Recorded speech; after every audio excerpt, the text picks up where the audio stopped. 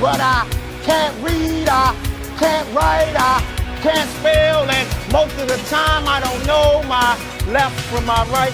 Now here's the thing about me that's a secret that most people don't know. I'm borderline retarded, and I can't read. These books that you're recommending, Goethe. I would pick that up and I would be like, 10 minutes later, I'd be like, what's my favorite song? The ABCs? I think we're kind of getting off topic. Can you name 10 books? Keep going back to me. Can you? No, don't change. No. 10 books. You're changing the subject, actually. 10 books. You're changing the subject, okay, actually. 3 books. Okay. Well, the Game of Thrones series, It's not a book. Twilight series. It is a book. Dress your age. Carrying a school bag on stage. What are you doing with a school bag on stage? You can't even read.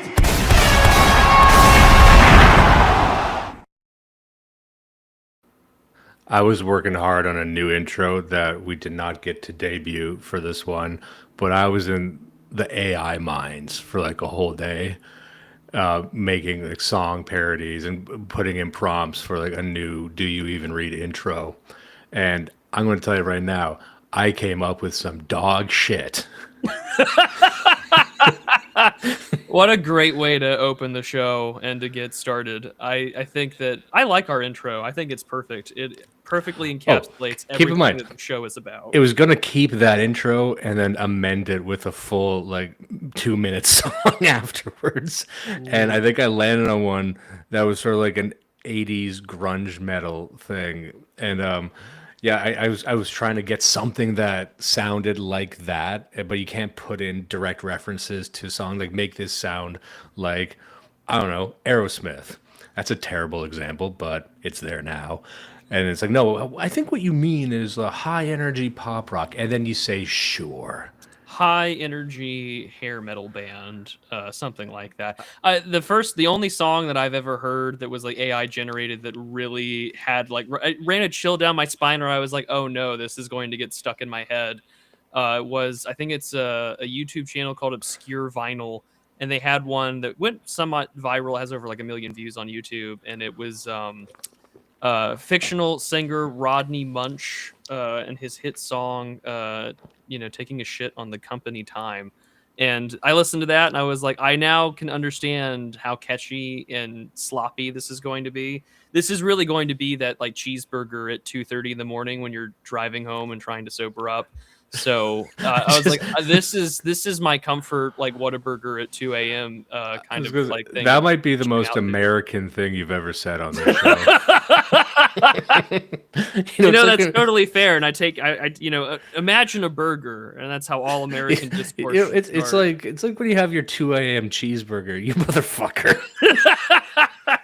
I think it's really fitting that we have an American and a Canadian on. That way we can compare and contrast notes for everything that's been going on. It's really funny. We had planned this episode out about 2.5 months ago, and I don't want anyone thinking that we are chasing trends or that we are chasing ambulances. Not that we're above that. I'm just saying we planned this beforehand. I'm just like a dog chasing ambulances. I wanted to know if I got one. Dog chasing ambulances just because he desperately wants a job in the medical industry. Now that sounds like that's the type of movie you'd see in the 90s. You don't see that type of movie anymore. It'd be a perfect early 2000s comedy where it's like either a pit bull or a chihuahua that desperately wants to become a therapy service animal. And he's chasing ambulances, he's working at the VA, and no one wants to accept him because who in their right mind, like a grizzled vet or a policeman who's been shot on the job, is going to want to take a pit bull, baby Mahler 5000, or a chihuahua, something that you can kick for a field goal at 35 yards and treat that as your like service animal. No one wants to do that. But this would be one of those like 2000, it's perfect, 2005, or right after the invasion. This would be like a really shitty straight to DVD or straight to. It's very much a IFT. post 9/11 movie. It's a Dane Cook movie ready to be made. And I had a hot take earlier this week where I said Shane Gillis is the Dane Cook of our time, and I think I'm going to stand by that. Oh, now I was about to say this is the good ass idea hour, but you're dancing right on the razor's edge there with that one. Shane Gillis is a patriot. Shane Gillis is a true American. I don't want. Is Shane Gillis married yet? No. We can. I don't know why we ask these things when we're at our computer. Is Shane Gillis married? Is he? I like to imagine him with a husky He is not girlfriend. married and currently single. He does have an opportunity to go down the Dane Cook route. He won't. Don't say that about him. You know what? Don't take this Don't from put me. that evil on him, Ricky Bobby. I love Shane. Shane Gillis might be the only comedian I like. Right now. The only He comedian is I the like. only likable comedian right now, and Shane Gillis is the only comedian I'll go to war for. I don't know of any other comedians that are worth my time. Like when I was in college, I was a big stand-up comic fan, and I would watch stuff both locally and then also what was ever on specials and old TV. And the performance aspect of it is really gone. Oh, but me and my buddy Raver, we used to be in Toronto, and we would go out to open mic nights and just be bullies, just be nasty. A couple of That's a nasty very boys in the back. relatable feeling. I'd love to, and there's no reason to do this. We had to pay money to do this, of course. Going on a fucking Thursday night, we're sitting at the back. And Just now wait. people pay us to be mean. You know how the times have changed. They can't. By the way, this is a good episode, everyone. This is gonna be a big episode. I like this episode. I want everyone in the chat on their best behavior. I don't want to see anything about solar anuses. I don't want to see anything about. I don't want a single spinal catastrophism meme today. Yeah. We're on our best behavior. I lit candles. I put out my smartest book on the coffee table. All right, everyone, zip it. I forget where I was going with the Oh yeah, we would go to these comic clubs and just wait for the bomb of some very nervous, very well-meaning, some engineering student, right? They bomb, crickets, and just hear from the back here, like just drilling them with a dagger in the back, just calling attention. Like if I could bring a cricket, I would have.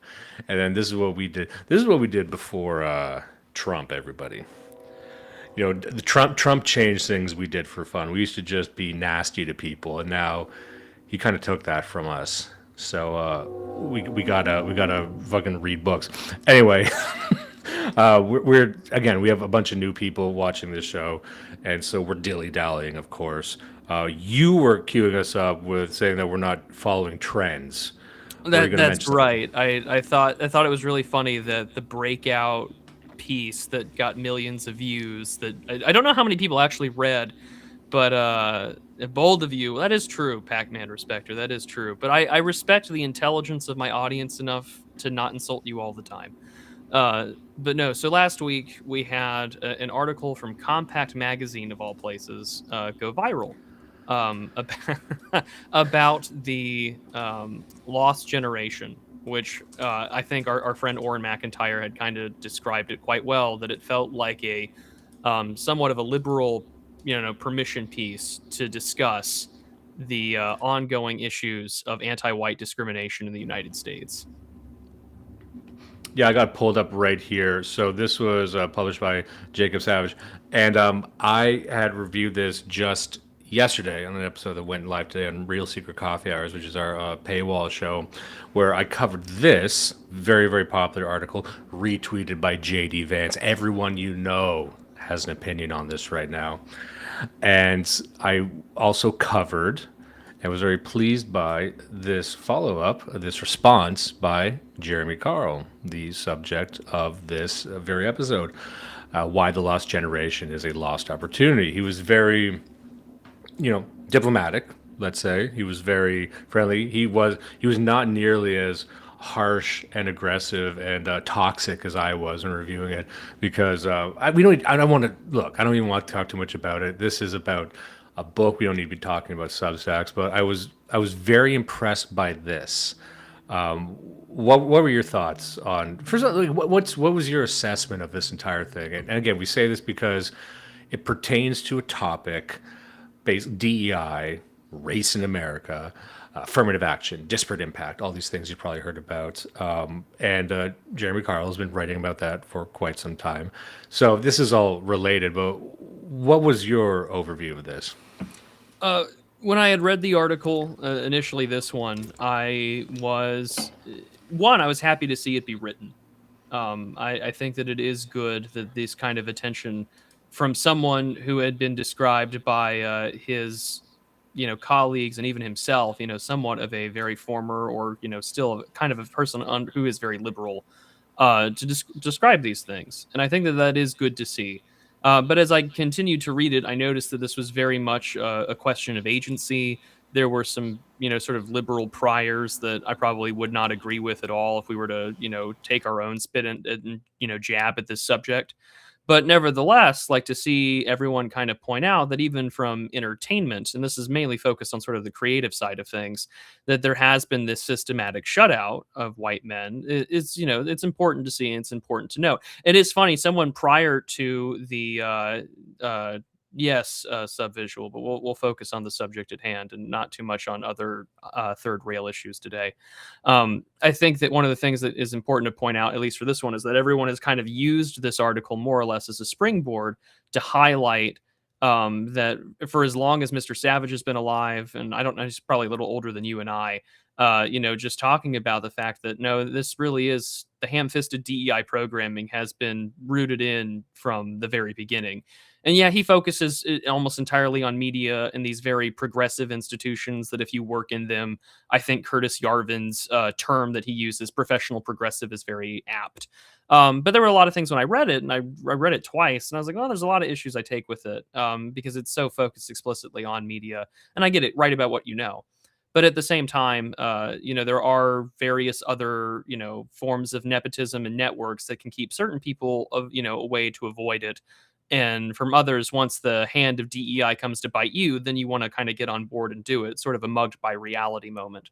Nevertheless, to see Jeremy Carl respond to it and countless others on Twitter, I mean, it went viral. And, if you write something that millions of people are going to talk about, that should be a big win, a big feather in your cap. And I thought that Mr. Carl's remarks in this reply were very good. And as you can see on screen here, Mr. Carl is the author of The Unprotected Class, How Anti-White Racism is Tearing America Apart. And that was published, I want to say, a year and a half ago at this point at the recording. And he did a very good job, I think, responding. He was very critical, but also very constructive.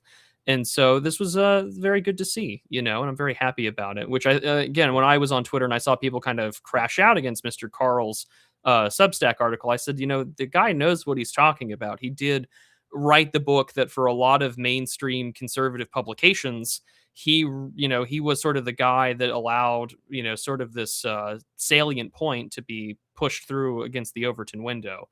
Not to say that Mr. Carl's the only one. There's been countless others before him that have been canceled, from John Derbyshire to Peter Brimlow and others who have talked about the same issues. But it is funny, when I talked to Carl when the book came out, he and I have an interview on my YouTube channel, which you can go see if you're interested. I think he had said in the interview, or maybe privately, that he wanted to originally call the book "It's Okay to Be White," but of course, you still have to sell this to publishers and things like that. So, nevertheless, I think that this is good to see this discussion come forth, because I think that it's very obvious for people like you and I, Dimes, that to be anti-white is at the bedrock of the intersectional coalition of the left in America. Yeah, a book title like "It's Okay to Be White" would be pretty incisive. I know why he would pick that. I do think The Unprotected Class works better thematically for what he was trying, for the book he was trying to write, for the argument he was trying to make, because everyone knows what a protected class is, and most people don't consider, well, that would imply that there's an unprotected class. Who is this unprotected class? So he's trying to establish in very sober-minded terms when you say disparate impact, so you're trying to address a disparate impact by causing another disparate impact. I mean, we'll get into this in a second. If I can just give my summary. As I said, I discussed both of these in length. This is a free episode I recorded for Real Secret Coffee Hours on Patreon and Gumroad, so anyone could actually listen to it right now. But as I said, I was very impressed by this article. I'll just say this. If you are going to write an article about DEI, which is just the latest term for a phenomenon, a social phenomenon that's been existing for many, many decades, since the 60s pretty much. And as Jeremy Carl points to, we're talking about affirmative action, we're talking about disparate impact, we're talking about redlining, we're talking about it all. It's all the same fucking thing. If you're going to talk about that, write an article like this, and your only references and links are to the New Yorker or New York Mag or Vox or wherever else. And I don't see one mention, a fucking scintilla of a reference to American Renaissance, the Un's Review, fuck any of, like you said, Peter Brimelow. I'm just naming a couple at the top of my head. All these people who've made careers. These guys are old as all get out right now, but they made entire careers off of doing exhaustive investigations into this very topic. And it really pertains to race. It doesn't go off in a lot of different directions, a lot of other topics, right wing adjacent topics. Some people find that frustrating with them, but they stay in their lane. It's really about race in America. And if you're going to pretend that doesn't exist, I basically view you as an enemy. I view you as a fraud, and I want no business to do with you. I'm not falling for this. I'm not falling for like a media guy interviewing his shit lib friends saying that this system that you were on board with until 5 fucking minutes ago, and then it turned around on you and said, "What in 2025?" Like they're talking about this during Gamergate. Fucking spare me. You're talking about, I think something's been going on with this anti-white bias. Really? Now, like it just dawned on you. And then he's going to act like, so wait, I interviewed a bunch of guys who work writing scripts for pilots that never get aired. And they know something to shut the fuck up. I'm so like whoever Jacob Savage, look at his publishing history prior to this. I'm fucking sick of this. I'm sick of seeing people who've done better work, superior work, far more intelligent people. Like honestly, this article's written like shit.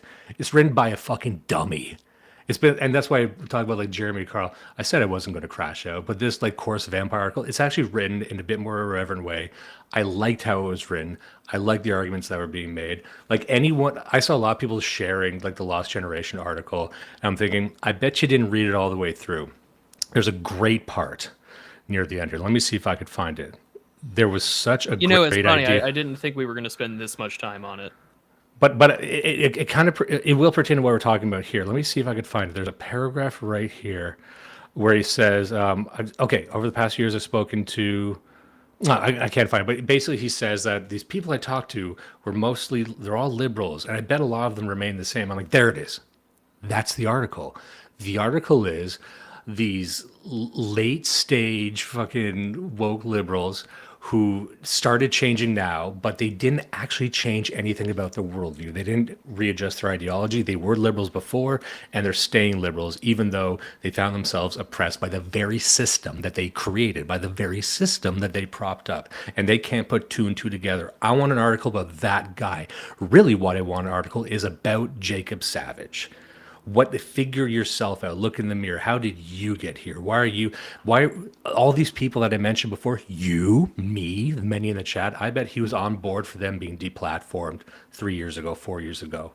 Bet you any money. I'll bet you a set of winter tires, right? And so I keep seeing these individuals who were on side of this very system of DEI, of wokeness, of whatever you want to call political correctness was an earlier term. They loved all that. Then something happened after Trump, and maybe it was COVID, maybe it was something else. And now they're here acting like they just figured it out. Why isn't anyone talking about anti-white bias? Did you look it up?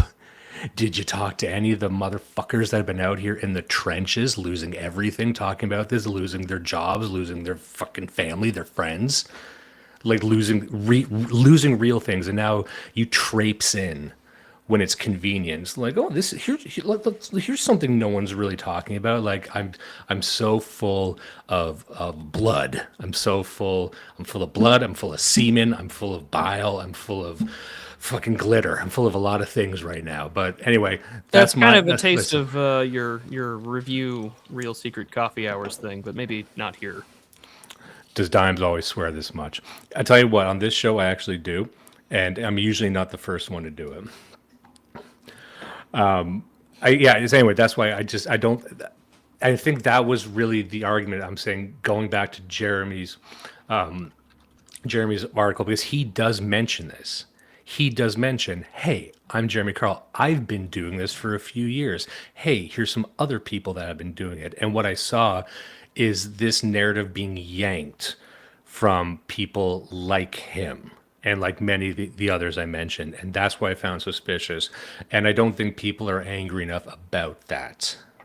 And I'm not saying like I don't know if former leftist, former this, that, I don't care. It's just, it's something happening where I think good work is being just steamrolled, and I don't like to see it. And this is the lead into the book. This is the good work that we're talking about. Because as Jeremy Carl will show, the problem goes back much, much further than some woke scolds in the post-Trump America. And it's not just about millennials. I don't think you can tell the story as if it really focuses on millennials. I think that does it a disservice, because the system we're talking about, the roots are much deeper in American society and Canadian society and the West broadly. Now, also to lead into this, I'm curious, because this is a recent book. There's been many books like this. It seems like every decade there's been a book somewhat like this, and I've read many of them, as I'm sure many also have. From everyone, sociology people right down to David Duke. There's a whole spectrum of people who've basically been talking about here's the data on the effects of these policies. And what I liked about this is the first one I've read where it talks about Trump and Biden. But you can find examples from the 70s that were referencing data points and events that you probably forgot about because so much of this stuff is buried. And I guess one thing and one take I had leading in this is, having read those books, it was always very disheartening to see how much the story remains the same. This book really is calling attention to the same things that we've been seeing published in these books, in these very well-researched books, decade over decade. And I don't know, it's been on a decline. I don't think it's gotten better. However, under Trump, maybe this year, have we been seeing it get better? I want to know what you think of that, Prudentialist. Do you think things have been getting better in the area of affirmative action, disparate impact, wokeness, things like that? Well, I think a lot of these things do get missed in the ether of online discourse or the insular circular fire squad that comes with people getting really invested in online personalities and cloud chasing, that they'll read a headline but they won't read the article, or they'll ask for a summary but they won't read the primary sources, etc., etc. For instance, I think since the book has come out, you've had the equal opportunity, the EEOC, the Equal Employment Opportunity Commission. They've now openly come out and said, hey, like, if you're a white man that's been discriminated, like, please contact us. We know that the Department of Justice's Civil Rights Division under Harmeet Dillon, who I have my own issues with Miss Dillon, but nevertheless, she has been pushing for an end of using disparate impact as the measure for discrimination or things according to that matter. And on top of that, the emphasis, I think, from this administration on immigration and trying to find ways to make things that would make life for white Americans harder, such as H-1B visas and the rest, by making them more expensive, the $100,000 cap and so on. So, for instance, where I work is a good example. We have a work meeting every week, and with our team that's in California and here in Texas, and they were asking, because we have an engineer here he's not from India, but he is from another country in Asia. And they asked, oh, is he on H-1B visa? And the owner of the company was like, if he was on H-1B visa, I would have to send him home because I can't afford $100,000 to keep him. So, I mean, there's some good things that are coming out of it. I think a lot of the things that the administration that has done that is good gets missed because, of course, bad news sells better than good. But I think that as we saw at AmFest over the last weekend, as well as everything else that's been going on, I think that there's been a real push now for this burgeoning moment of, I think, some call it grievance politics, some call it identitarianism, you can call it whatever you want. I think that there has been a real push to try and keep a lid on articles like Jacob Savage's, books like Jeremy Carl's, and to make sure that if you talk about those things, you end up like Peter Brimlow, you end up like VDare, and you are silenced and you are deplatformed and you are taken away, essentially, your voice by malicious left-wing lawfare. And I think that, even now with the vice president of the United States at AmFest saying, like, you don't have to apologize for being white, like, it's a great rhetorical win for the administration. And there's a reason why so many guys are trying to clamp down on Vance and others that are supporting that kind of rhetoric. Because at the end of the day, they would love to make sure that these conversations, whether it's Savage's article or Jeremy Carl's book or the countless others that you and I have known throughout the years that have faced far worse consequences for speaking plain, self-evident truths about these things, that it becomes really important for them to shut it down and to silence it. And I think that the more discussions we have like this, whether it's disaffected liberals who just woke up 5 minutes ago and realized that the same things that affect you and I can affect them too. I'm reminded of that Stone Toss comic where the steamroller has run over everybody on the right side of the political spectrum, and then the guy on the left on the blue line is like, "I think the left and cancel culture has gone too far," as he's about to get steamrolled.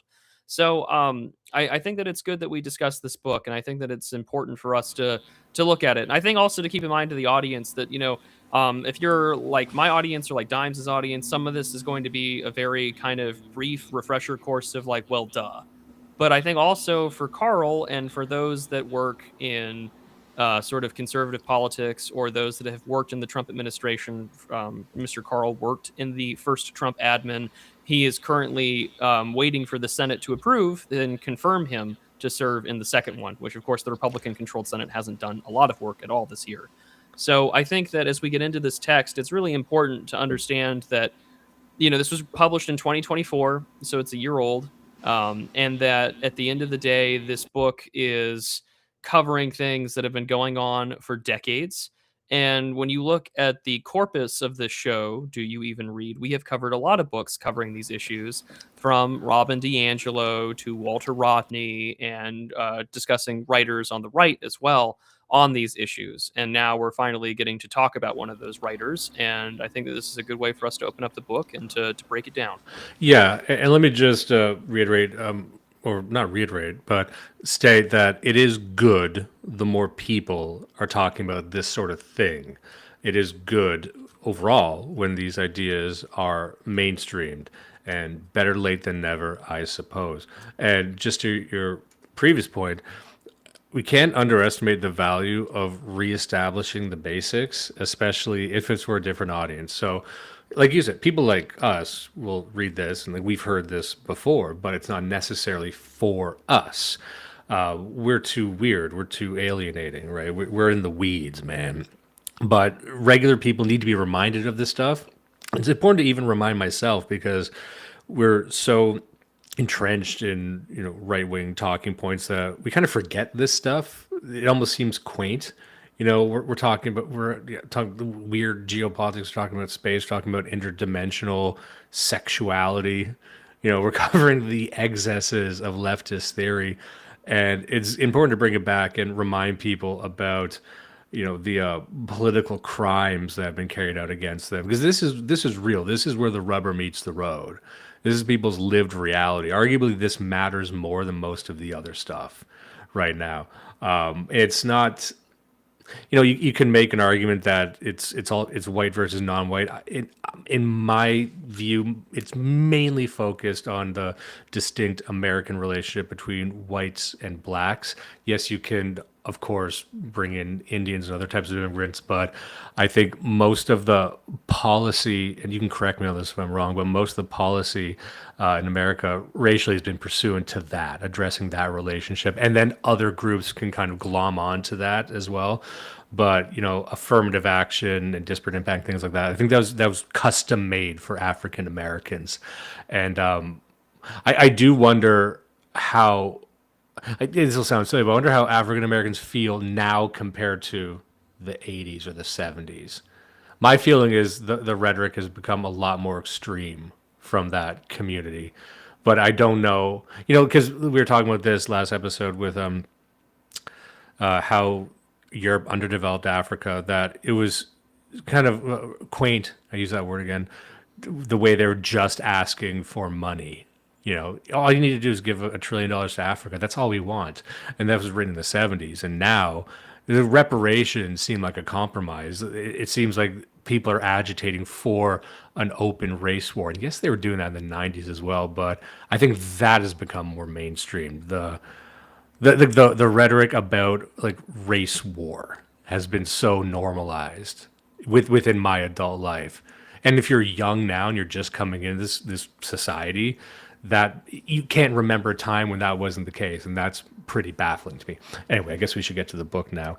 I think that the point that you make is, and Carl does point this out as well in the text, is that a majority, if not all, of America's civil rights legislation does have its roots between, America's racial, I guess you could say, question or race problem or race question, however you want to frame it, because it was for the longest time up until America's demographic transformation over the last 50 years has been primarily white and black. I mean, yes, there are the Indian tribes or the various, tribal peoples that we've met and dealt with since America's founding and America's expansion. But I mean, that got taken care of via reservations and Woodrow Wilson and countless other early 20th century progressive presidents. But also that those issues had always been boiled down to America's relationship with slavery. And so now, since, I mean, of course, there's been numerous additions to civil rights legislation. There have been new laws. I think it's like the Civil Rights Act of 1990 as well, sort of, legalizing things, as well as even at the tail end of the George W. Bush's administration is when you first really see the words diversity, equity, and inclusion be used in government language. And so, and again, that's a Republican administration. And so I think that, as we've expanded on these things, what once was a white versus black problem has now been trying to accommodate every other culture, race, ethnicity, religion in the world. And it has come at the cost of the majority of the United States, which has been and historically has been, and I pray will continue to be, majority white. And so I think that in that regard, when we take a look at what has happened over the course of the years, I think that for a lot of people, and I've said this about H-1Bs and other times, is that good intentions or political platitudes like free trade or economic growth or equity or equality have been really nice pieces of cheese that you wrap the bitter pill in order for someone to take it. And when that happens, of course, what might feel or taste good inevitably makes you ill. That's a good way to take a pill. Well, I never thought of that. Well, you do that with dogs. It's just the first thing that came to my mind. I was out yesterday walking. I was visiting my family, seeing the old family dog. That's what I was thinking about. Anyways, so with that being said, like all of those things you have to kind of consider is that whatever might have been to fix or attempting to fix problems has only kneecapped America's majority population and has made it the de facto enemy of progressivism. And I think I said this earlier, that, being anti-civilizational, being anti-white has been the bedrock of the intersectional framework. So I'm just pulling up a comment on screen. I don't know what this means, but I like it. I just like hearing from our international fans. That is, of course, Right-Wing Persian signing on to discuss this book with us. So I got a few places we can start. Sure. But I'm just going to throw it to here. 158. Let's see here. Yeah. It jumps around a bit, but I like this part where he says, he starts off with his story. And I think the story of Jerry McCarl is very interesting, where he says, the hysteria that greeted my nomination of the Trump administration was indicative of how much performative anti-white racism had become a core part of the modern environmental movement, even to the point of working against actual environmental interests. Ironically, as most of those denouncing me would have known if they'd glanced at my background, despite being solidly on the GOP's right wing in a vast majority of policy areas, I was probably one of the most dovish people in the Trump's Department of the Interior on environmental issues. But none of that mattered to them. They're obsessed with my forthright and unsparing critiques of left-wing racial hysteria. And so for people who don't know Jeremy Carl, he's a real guy. This is a guy of consequence. This is a man who has worked a real job. He's not just one of the drunk unemployeds that frequent our shows, of course. So I think it is interesting to hear this sort of language from a guy like him, because again, I'm getting old. I'm an old chunk of coal, right? Like you didn't, aside from Pat Buchanan, you would never, or maybe a couple others, right? Like a Paul Gosar. Okay. Okay, but you wouldn't see this sort of rhetoric coming from someone who's adjacent to the sitting president or in the realm of the White House. So again, I think we are seeing. I'd asked Jeremy Carl if the hysteria that greeted his nomination is dying down, because I'd throw this to you as well. Compare Trump's current administration to his first administration. It feels to me as if much of the hysteria, it's not as interesting. It's not as fun anymore. The volume has turned way down. And this could be a consequence of racial politics being normalized in the wake of the George Floyd riots, which a lot of people seem to forget. They forget that and they forget COVID. They forget these two insane things that happened.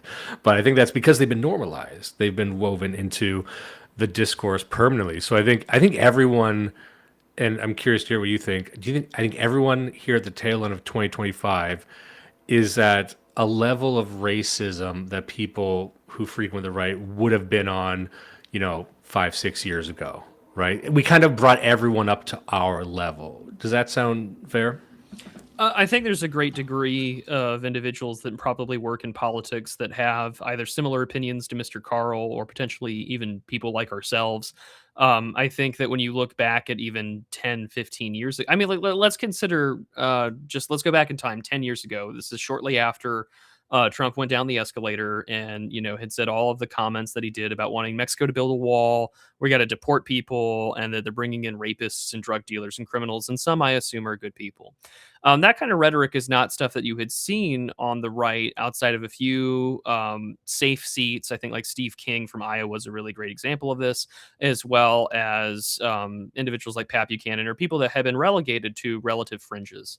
And so I think that when you kind of look at what the internet has done to sort of the public consciousness, both for better and for worse on these issues, that's been the case. But also the left has doubled down on this when they have openly threatened revenge. We saw what the Biden administration did the day after, he got sworn in. All the J6ers were, given the worst kind of political prisoner treatment imaginable, despite staying inside the lanyard guardrails and everything like that when they protested a very dubious election result. And so I think for a lot of people, I've been using this phrase a lot over the last 6 months, is that everything has been very nakedly obvious. It's kind of funny if you're like a blogger or NRX head that you would listen to Moldbug talk about formalism, 10, 15 years ago. And that everything is kind of formalized. The left hates you. They hate you on the predication of race, and that they're willing to enact riots and fund revolutionary movements and groups, as well as DAs to make sure that racial anarcho-tyranny takes place. Whether it's Kyle Rittenhouse, Daniel Penny, Daniel Perry, or countless others that would do the right thing. And I think more recently we just saw one in Texas where a white driver was functionally the victim of a hit and run. And because he got the drivers, who happened to be, if I recall correctly, of a Hispanic background, they threw the book at the white guy and not the Hispanic individual who had hit him with his car and tried to drive off. And so I think it comes to show that, not to even mention the Ahmaud Arbery case, all the wildness of the 2020s. I think everyone kind of just knows what the stakes are to some extent. I know that there's a great degree of the Republican Party that would love to go back to Mike Pence and Ted Cruz, and a lot of this is sort of the big open secret right now in Republican politics. But when you look at, for instance, Secretary of State Marco Rubio earlier this year talking about white South African refugees, he openly told Tim Kaine, the senator from Virginia, who would have been the vice president of the United States had Hillary Clinton won, that you just don't like these refugees because they're white. So rhetorically, we are in a much different part of the world and a whole different planet. We're not in Kansas anymore on these issues. And I think and I like the mainstreaming of the word anti-white. So do I. I think that is the most utility out of any of the options that have been tried over the years. Everyone knows what it means, and I think those who hear it understand what it refers to. You don't need to actually explain it to people. Like, what do you? I've never seen and anything it's been anti-white. workshopped for decades. I mean, if you want to go back in time, and this book is also going to take us back in time as well, but if you want to go back in time to like the new right of the 1980s, and you look at the sort of paleo-conservative revolution, I don't agree with everything that he wrote, but later in his career, Bob Whitaker, a friend and mentor to Sam Francis, wrote extensively talking about wanting to use the phrase anti-white and to make that the more mainstream turn of phrase. So to see it finally now, decades later, come to fruition is good to see. And I think that everyone kind of just knows what the stakes are. I mean, even people, I think John Doyle had said this like 5 years ago. He's like, if you're a young white guy under 30, I have a pretty good idea of where your politics are. And it's going to be one of two things. You're either somewhere on the right, or you're going to be someone who advocates for your own destruction. No, that's a very good line there. And again, I'm not trying to get too bogged down in traipsing down memory lane with my good friend Prudentialist here, but I get the sense that so many of us who've been here for a minute or two, we got so used to being on the margins of society that we would look at these horrible things and laugh. And you tend to laugh when you feel powerless and alone. And we laugh when we should be screaming and in anger, not like a woman. But I remember during the George Floyd riot, during COVID, actually, I believe there was a George Floyd that I think was coincided. I remember there was like a protest. Everyone's locked down. They try and get you to forget that, which is strange, but everyone's locked down. Everyone's a stay-at-home order. Remember, you couldn't catch COVID if you were a BLM protester. Yeah, and this is going to build into another point I'm going to make, but because it is related. But I remember no one was allowed to do anything except for the George Floyd protest, and everyone said, well-meaningly said, "Well, I thought this disease is going to kill everyone. Are we sure we should be having a shoulder-to-shoulder march in public?" And all the nurses got mad at us for politicizing it. I'm like, so this isn't anything. What is this? And you laugh at the absurdity of it, but what you should be is furious at that. And what I think is another reason this type of book should exist is because, as I just indicated, they will try and make you forget. The people who are our opponents, and I'm not going to just single any one group out, but let's just say the advocates of an anti-white narrative, they would want to wallpaper over these things. Like, a lot of people don't know about things like the zebra murders. They don't know about all the targeted killings. Like, you hear about all the targeted killings now. People will say strange things. They'll say, we had it figured out in the 90s. You ever hear someone say that? Like, racial relations were better in the 90s. Blacks and whites had it figured out. And then they just forgot about the Rodney King riots. Or they forgot the O.J. Simpson trial. The O.J. Simpson trial. Like, it was really fucking bad. I don't want to say it was worse, but it was certainly bad. It's always been bad. But this mythology persists, this propaganda persists that the things were great, and then maybe a few bad actors just got in the mix and turned us against each other. It's like, no. It's actually never been good. And I think that is, call it a black pill. I mainline the black tar right in my veins, right? But I'm like, start with this. It's never been good. It's never been good in America between whites and blacks. You can say it used to be worse, sure, in many different respects, but it's actually never once been good. And so you can't even call back to a time where anyone had it figured out. It's only become more tilted legalistically and in terms of policy towards blacks. And it's been like that for quite some time. And so, again, I just think that if you're new to this, you might be astounded by it. Maybe many people will be bewildered by it, but for those of us who've been around a while, it's easy for us to get tired of these arguments on the right because we've heard them before. We almost don't want to hear them anymore. But I think it's important just to refresh this stuff again and again. And he just lays it out right here. Just to get back to the book, he says, In civil rights law, we refer to groups as a protected class if they have legal protection from discrimination, including sex, disability, veteran status, and whatnot. But practically speaking, the most socially important of these protected classes is race. In principle, let me just make sure I have it. Okay, I'll scroll down here. In principle, whites are protected from legal discrimination because of their race, but in practice, they're often an unprotected class, both formally and informally. Louis Farrakhan can declare that white people are potential humans. They haven't evolved yet, and still meet with Barack Obama and share the stage with Bill Clinton.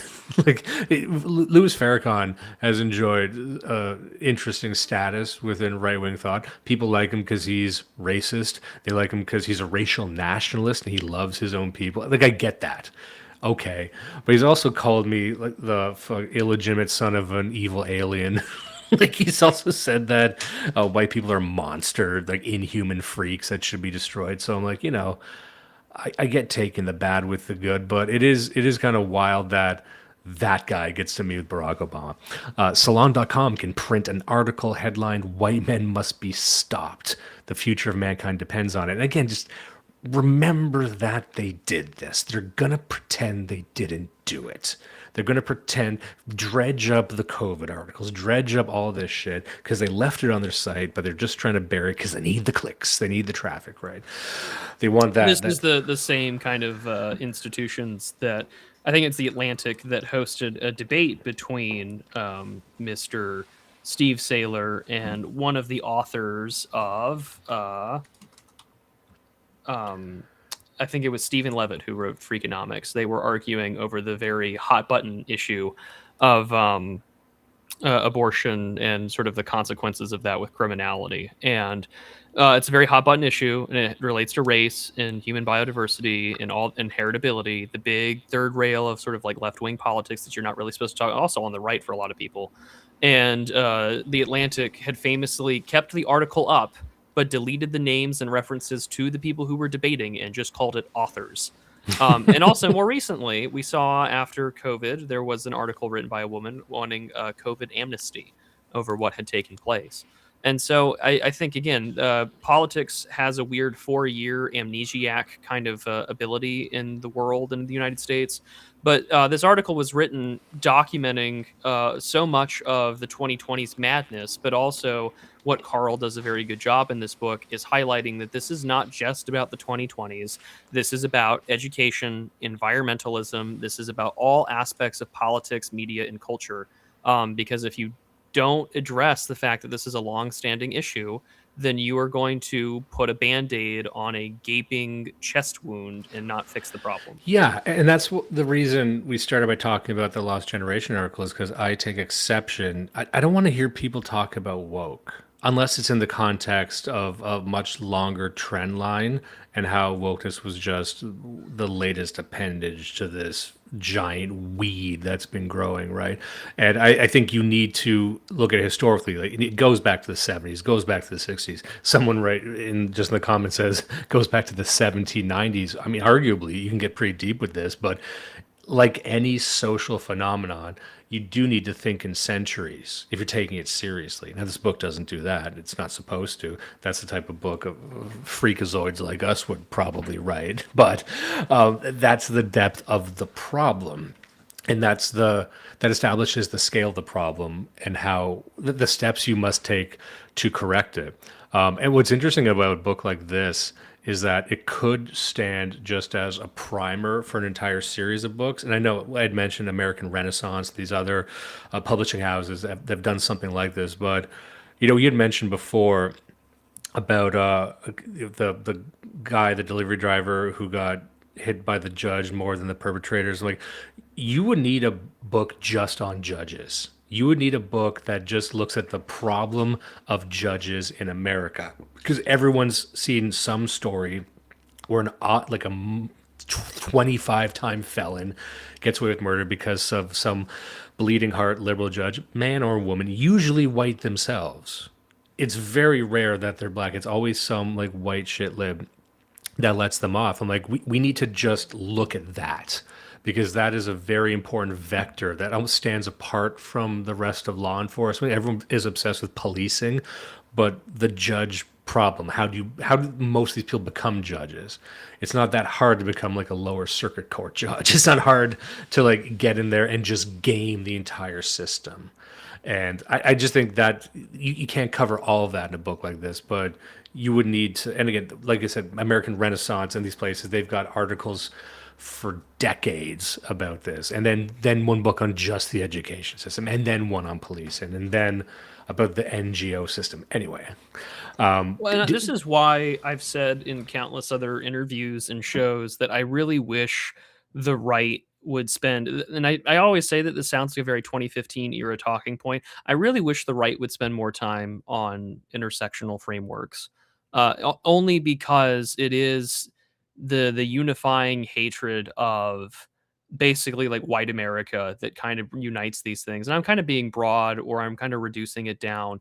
But as I've said before on this show and other places, and I think it bears repeating, if you are a white sort of center left person, and say you live in Denver, Colorado, and you really care about factory farming and how animals are treated, that's I think that there's a lot of bipolar or bipartisan support for maybe some agricultural reform, because actually the way that we do treat animals is pretty important to how we eat. And I think that, we should be good stewards of the earth.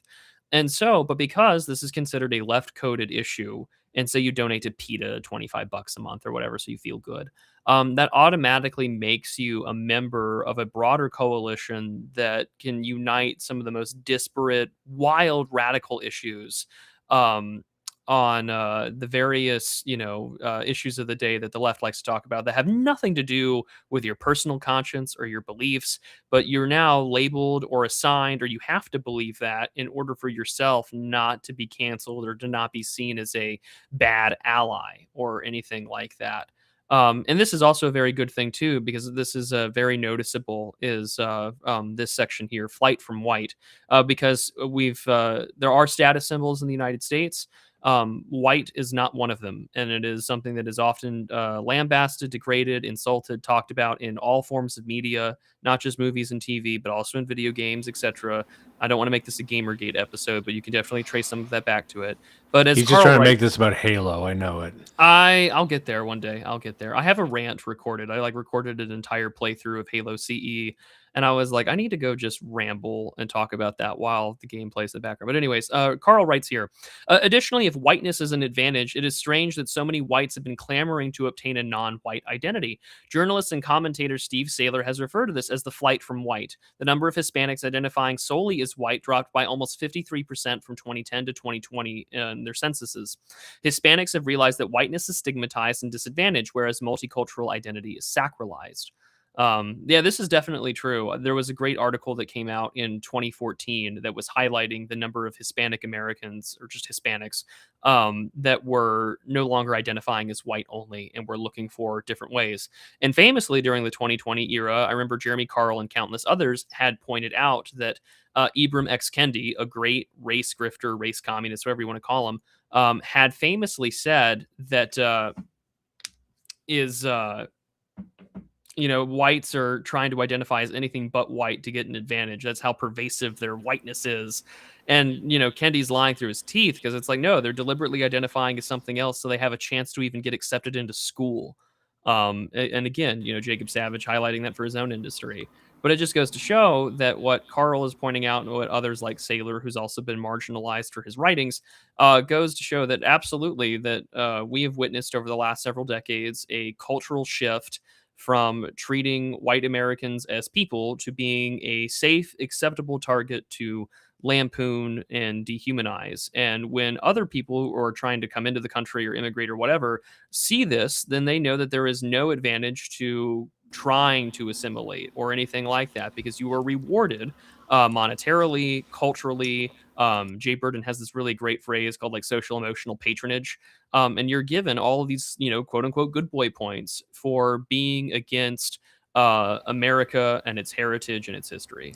Yeah, because they come to understand that the most American thing possible is to criticize America. In fact, you're not really an American unless you're trying to break apart what it is to be American, which starts with, you can always identify the enemy to whiteness, and people have done these experiments for years.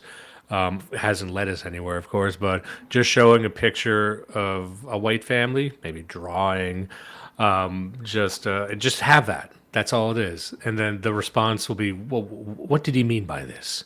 Whoa, whoa, whoa, whoa, whoa. What are you trying to say with this? The gut reaction, even from people who are not race hustlers like Kendi, is just to feel something inside of them. And this is why, in the definition of propaganda, there's many definitions of propaganda. The one I liked the most was from Jacques Ellul, in his book Propaganda. And he says, the propagandized individual, the propaganda itself sits outside of reason. And you think that effective propaganda is something that just hammers you with rational thought and logic and teaches you a new script. It's not really that at all. It implants something in you where you feel an emotional response to something that you can't even explain. You just know that's not what we do. We don't do that. We don't talk about that. And you don't even think about it. You just know that's the programming. It's based on fear a lot of the time. And so when you see someone just post a white family, or a big white family, you see a photo of like, here's a white family with like 12 kids or something. They're like, they just feel emotionally that something is wrong. And then if they're a new immigrant, they've adopted that as well because they know they have to do that to fit in. They must mirror that sort of not anger or fear. It's just wrong. I need to get away from this or take it apart somehow. That's the lived experience of a lot of people. And that's why it's so hard to engage rationally with them because this thing that they have is not subject to rationality. You can't debate this away. It needs to be propagandized away in a sense that you must normalize something else. And most things in society are like this. Like when it comes to, women and having a family or being a mother or something, so many of them have been propagandized just to not only resent that, but resent anybody that proposes that might be an ideal way to live. But you can't, what are you going to do? Like debate them on the fucking history of it? They don't fucking care. But that's not how you attack that problem. And that's, I think, the root of the problem that we're trying to attack now. Like anti-whiteness is almost like spiritual, and you don't remember when you become anti-white. I don't think. But you must be that to thrive in this system. Would that be a fair assessment, do you think? I think so too. When you consider cultivation theory, right? Like this was the concept that was really spearheaded by George Gerbner in the 1970s. That we exposure to media creates sort of this encoding for how the real world looks. And this is why a lot of people call this the peak woke era. And I really don't like that phrase or term at all. But like when we look at the 2020s, the Biden administration or the woke era period, which I think we're still very much in, is that a lot of Americans would overestimate how many blacks are in the country in terms of percentage of the population. And they would assume that 1 in 5 Americans were some kind of LGBT plus identifier. And a lot of that has to do with our exposure in media, especially for young people, and social contagions come from that.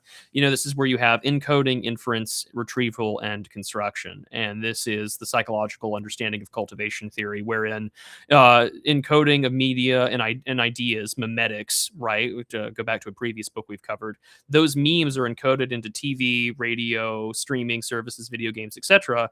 And those are now a facsimile of real world representations of the facts, attitudes, experiences, communication. And then that becomes the way in which people perceive and understand the world around them. And then we retrieve that information and we assume that that's how the world works. And so people create then this sort of heuristic model about how the world of America actually is. And it is this awful, cruel, evil, racist place, when most of the time that's really not the case at all. If anything, it's the exact opposite. A very good example, for instance, would be Law and Order, right? Law and Order SVU, or Law and Order in general, the entire sort of Law and Order cinematic universe on TV.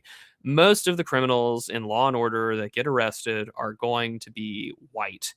Which does not really reflect the statistical accuracy of even when they're doing a crime in drive-by media. on a bike. that that white crime. Yeah. So, all this to be said is that it highlights that there is not just the legal framework, which we're about to get into here in Carl's book, but also that this is a cultural and spiritual problem as well.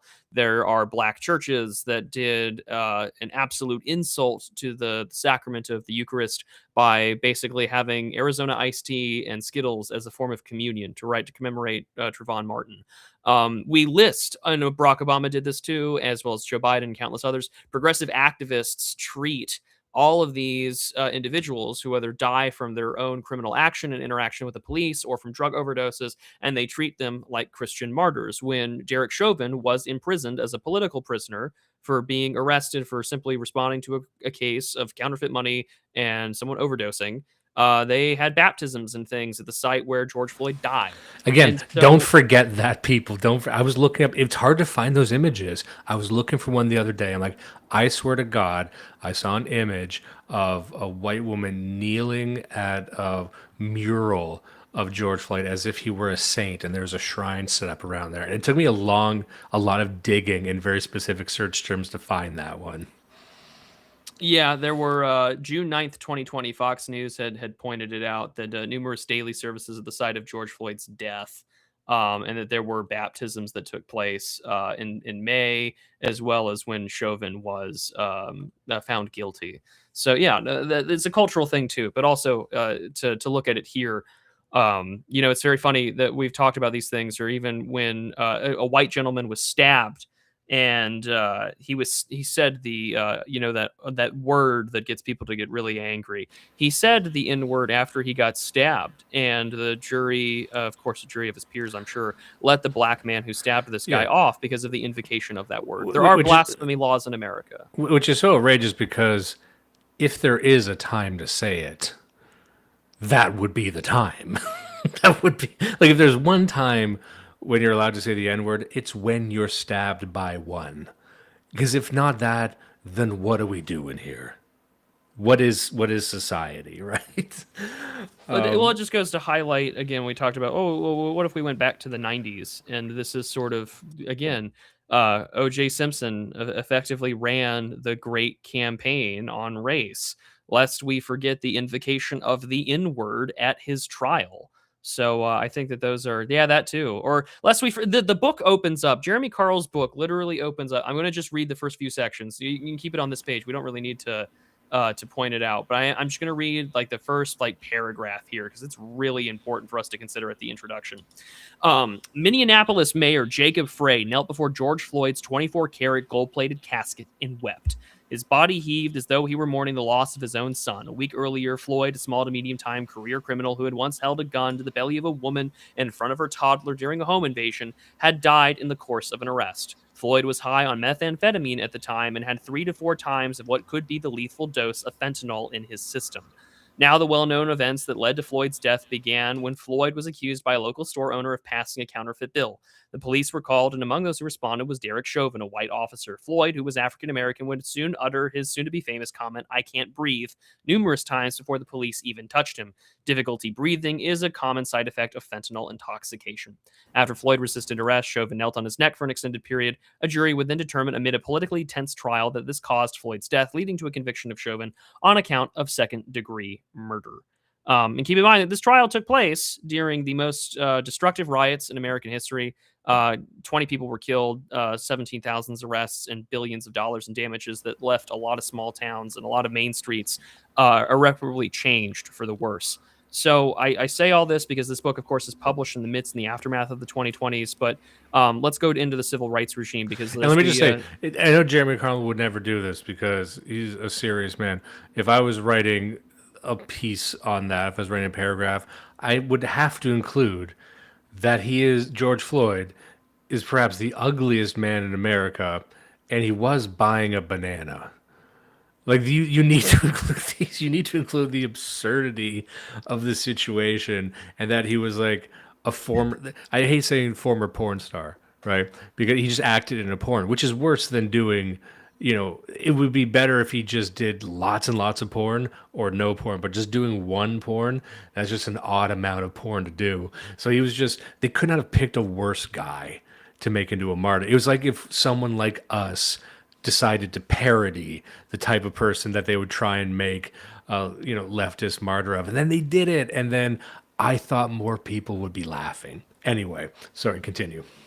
Yeah, so let's break down the civil rights regime section of the text, because I think this becomes fundamentally the most important one, is that culture and law, there's always the chicken or the egg question about how this follows, but we have to understand that so much of what creates this sense of entitlement, or what creates this sense of I can get away with it, comes from the fact that most people who are not white in America that choose to engage in grifting or race baiting or whatever know, functionally speaking, that they can get away with it. And this is a great way to start here. Oh yeah, absolutely. And I wanted to just also start with this, early on. I know we're like, Christ, over an hour in, but it's been a solid gold hour. Just like George Floyd's coffin. Don't forget that either. Remember the banana? Remember he was dancing a jig in the store? And remember that they buried this man in a solid gold coffin. And had multiple state funerals for him. I want you to permit yourself to find this whole event as hilarious as it is. Not every city in America being on fire, of course. That was as infuriating a thing that as I've ever seen, but just everything around it. You could not write something that funny. But I wanted to just read this here. I think this is important to set up. He says, our current anti-white civil rights law rests on 3 pillars, which will be discussed at length below. 1, affirmative action. 2, disparate impact. And 3, the removal of free association. Now, only one of these was really championed by conservatives of the past, and I would say libertarians, and that's the third one, the removal of free association. And I think a lot of leftists and, anti-white racialists were correct in identifying this as ill-equipped conservatives trying to address the race issue. In other words, it's like, I'm not racist, but I should be able just to hang out with who I want to hang out with. And they would be harangued and harassed for that. And I think they were right. I think they're right. They're trying to engage in a racial topic using different language, being constitutionalists about it, talking about freedoms and liberties. But I think we're in an era right now where, again, as an American, correct me if I'm wrong, but I don't see a lot of patience for the constitutionalists right now, like you would have seen a decade ago or 2 decades ago. Like, that's seen as tired, that's seen as naive. No one's really talking, holding up, waving the Bill of Rights to the Constitution, saying, no, this is about personal freedoms. There are people that do that, but they're increasingly in the minority. What do you think about that? I think that a great degree of our discussions about constitutionality or the law has been re-emphasized on effectively just the civil rights regime, because as Carl writes in this book, but also he takes a great deal of effort to give credit to, our sort of the second constitution, as others have called it, on civil rights, and this is what's the book I'm thinking? Age of Entitlement: America Since the 60s, which is Christopher Caldwell's book. That was written in 2020. And Caldwell's primary thesis has been that effectively America's Constitution was rewritten in the 1960s. You see this in this entire section here, and that America does only focus primarily on the 14th Amendment. And when we consider how much that the Equal Protection Clause of the 14th Amendment, to even take a step back, that considering a post-Civil War constitutional amendment focused explicitly on the legal rights and protections of freed Black slaves in the United States, has been the legal mechanism to abortion, abortifacients, and gay marriage. It kind of really goes to show that we're not really governed by perhaps the original intent of what the Constitution may have been written for or in mind. And when people point that out and write legal papers to defend what the Constitution's original intent for, who it was written for, they're faced with significant cancellation and things like that. And so yeah, that too. Let's not forget Nancy Pelosi and all the Democrats in the House and Senate leadership kneeling on one knee with the African garb and apparel draped around their shoulders. But let's start with disparate impact. I'll read here. Along with affirmative action, the demerits of which were so clearly demonstrated in the Baca case, or which is the Regents of the University of California versus Baca 1978, Supreme Court decision that had struck down rigid racial quotas and university admissions, but permitted the consideration of race as a factor among many to achieve student body diversity. So that's also a case that would needs to be looked at or reconsidered. Disparate impact was born in a 1971 Supreme Court ruling, Griggs versus Duke Power. While little is known by the public, almost no ruling has enabled the more anti-white discrimination than Griggs. It arose in a response to the actions of Duke Power, a large North Carolina-based company that enacted IQ and mechanical aptitude tests as part of an assessment for employee advancement. No racial component to this test was alleged, nor was evidence offered that it had been done with the intent to discriminate by race. Yet white employees passed it at a substantially higher rate than black employees. The Supreme Court ruled this to be a violation of the Civil Rights Act, and in doing so introduced the concept of disparate impact into U.S. law, declaring that a process with an outcome that varied by race could potentially be illegal if no racial discrimination was intended. It was ultimately up to the party in question to prove a business necessity or a similar compelling interest in using the test. Until then, they were guilty until proven innocent. Today, disparate impact, disparate impact theory affects not just employment law, but housing policy, if you could scroll down, and criminal background and credit checks, housing, education, and discriminating against whites in almost every instance. And this is the thing that the DOJ's Civil Rights Division and other parts of the administration, they want to abandon this standard. And I'm sure that they are looking for ways to, get this challenged by the court. I think that the administration's policy so far on a lot of these issues, because they know Congress won't do anything, is to do what every administration does, which is go to the politics of last resort.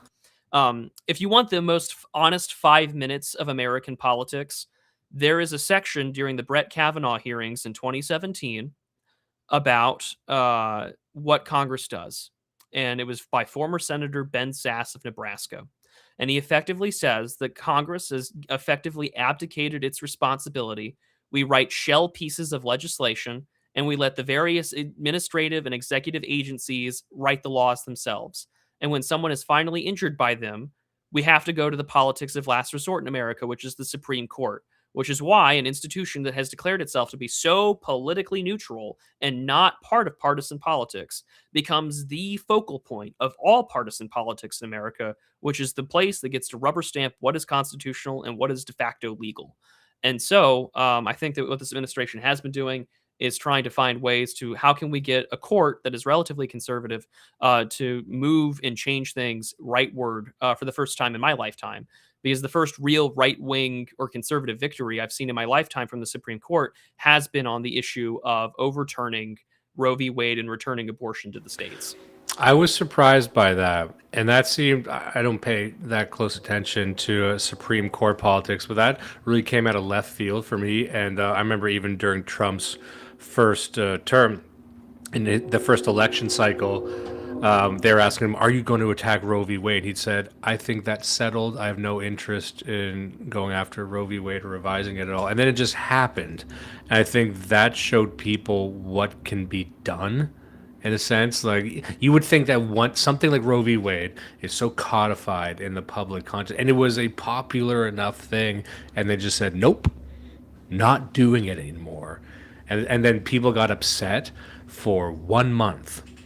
There was a few ladies in the street getting upset, but then they all went back to their living rooms and then just posted on social media, as they all do. Like, nothing fucking happened. You can just do things. And I think that was illustrative of what can be done in politics with just sheer force of will. And some people, we're talking about judges, of course, and we're going to get into that right now, about the judge class in America. But yeah, I'm remembering the Brett Kavanaugh thing too. It's like you need to just. What I wanted to do was I wanted to do a type of content that was just like years in review, which you don't really see. Like, hey, remember what was going on in 2021? Remember the big story there? Remember things that we predict? Let's revisit predictions. Let's revisit these stories that we thought were going to change everything and then didn't, and sort of hold ourselves to account. But I think it would be good to remind us of these offenses to our good nature and God and everyone. That just got swept under the rug, and they're hoping that we just forget about it, or they're hoping we get exhausted by it. And I think that exhaustion is what leads to what you were just describing, which is the institutional force, that people become so nihilistic about the system. They just expect things like this to happen. They expect an anti-white system. A system is what it does. So an anti-white system will behave anti-white. And then it just seems like good fortune or wicked luck when it doesn't do that. But I don't know. I think radical action, as we've said, most of these policies were just pushed through by radical institutions, individuals within those institutions, political agitators, whatever it might be. I think radicalism can only be met by counter-radicalism. I don't think radicalism can be met by conservatism. I don't think it has the tools or the will to do that. It doesn't really know what to do with radicalism, and it tends to bend to that as a result.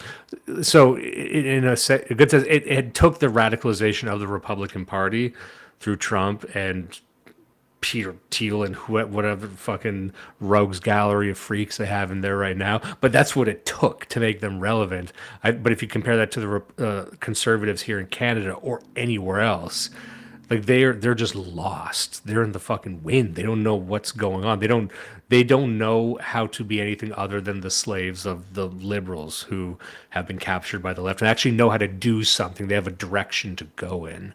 And again, you're the American here. Does that sound like a fair assessment? Well, I think you have to witness, and Ryan Turnipseed and I covered this right before, or right after the administration was inaugurated and sworn into office, was that with every election in America where the right or the Republicans win, there's always that big civil war for who gets jobs and which ideological direction are we going in. And I will say that the Trump administration, Trump 2.0, is really what I wish Trump 1 was about, in terms of staffing, in terms of the direction that they've been going in. And so I think that what we've got going here is that there is a faction that wants to take the direction that Trump is going, and sort of this, Pat Buchanan-esque sort of torch, and carry it forward. It is far more skeptical of free trade. It is far more immigration restrictionist, and those are all good things in my opinion, obviously. But also at the same time, as we've witnessed with this ongoing sort of what people call like the Republican or MAGA civil war, we've witnessed that, a lot of people who left Heritage because Kevin Roberts wanted to stand by Tucker Carlson in the midst of all the media stuff, that they're all working with Mike Pence now. And he has his own group advancing American freedom. And so I think that, we're witnessing a battle play out. I hope that the more immigration restrictionist, the people who say that it is okay to be white can go forward with this and win. But what I've witnessed, unfortunately, with this kind of rhetoric in America is that because America is its greatest export is culture and media, that a lot of conservative groups in other countries like Canada, and there is a Turning Point UK, and the Turning Point UK founder, I think, is married to Candace Owens, which makes this an even weirder relationship. But neither here nor there. So that's the one. That's so funny. It's interesting to say. She married a British white too. Yes, who's got a lot, whose father was in the House of Lords and has money, but that's a discussion for another time. Okay, look, let me say, if I'm a black woman, that's I don't think you get much like that's you. She thinks she's going into Downton Abbey. Not my place to say. So I don't know what they do and things like more. Well, I mean, it's Candace Owens, so it's got to be more. And by the way, this is not Digital Archipelago. We will not speculate on what they do. No. But I mean, it's not going to be Downton Abbey. It's Candace Owens, so it has to be Bridgerton. But to carry on here, nice. But I mean, a lot of conservative groups in Britain and Canada, they try to mimic Trump, or they try to mimic Turning Point, which, I mean, I don't think that those are effective models in not like you don't have the American political system. So I think they're really bad models to emulate. And I think it dilutes the cultural heritage of, Canadian nationalism or Canadian and English politics. Bruh, they're engineering British fans. Oh no. So carrying onto the book here, we have to consider, of course, compliant little judges. That's the big thing that this administration, of course, has been facing, has been even small judges, federal judges out in the middle of nowhere are basically trying to overrule the president's actions and force things to go to the Supreme Court. So, for instance, to enforce the civil rights regime's rules against white Americans, one needs compliant judges. Little wonder then that President Biden's remaking of the judicial branch has been one of the starkest examples of anti-white racism in recent policymaking. The corruption is so powerful because the judiciary increasingly acts like a super legislature, and left-wing judges are entirely unmoored from the Constitution. Congress is never going to impeach a judge, despite the fact that that is the legal way that you impeach them. Congress. Now, why is that? And you're sorry to interrupt you, but you have a much better read on American politics. What is that? Is there any precedent for that at all? I mean, judges have been impeached before, yes, but the last federal judge to be impeached, hell, I mean, that's a really good. Was 2010. And that was because it was for bribery and false statements. It was Judge Porteous Jr., district judge in Louisiana, in March of 2010. It has been 15 years since we've had a judge impeached. And America was, I mean, polarized back then. Let's not forget, someone yelling at Barack Obama for very much saying, "You lie," very loudly. And of course, now, even the Republicans are going to vote to obviously impeach a lot of judges, because most of the Republican Party in a lot of parts of the country would be very happy to see Trump go. And this is the one hand behind the back kind of battle that this administration is wielding. But it's very funny. Over the last year since Trump took office, there's been a very popular meme. It's kind of, you can say it's tongue in cheek. Some people just say it's casual racism or whatever, but it has been the Star Wars name. Very obvious foreign, non-American, non-European individuals either lecturing you on what American identity is, or trying to be in a place of the judiciary as to what what it means to be constitutional. So if you scroll further down, you will see here that he highlights the judges that Biden had appointed. And I'm going to look up, because he's got a table here, I think, for it. Let's see here. I'm trying to find it. But he's talking about the number of judges that have been appointed by the administration that basically get to do whatever they want. Oh yeah, so here it is. It's literally on the next page.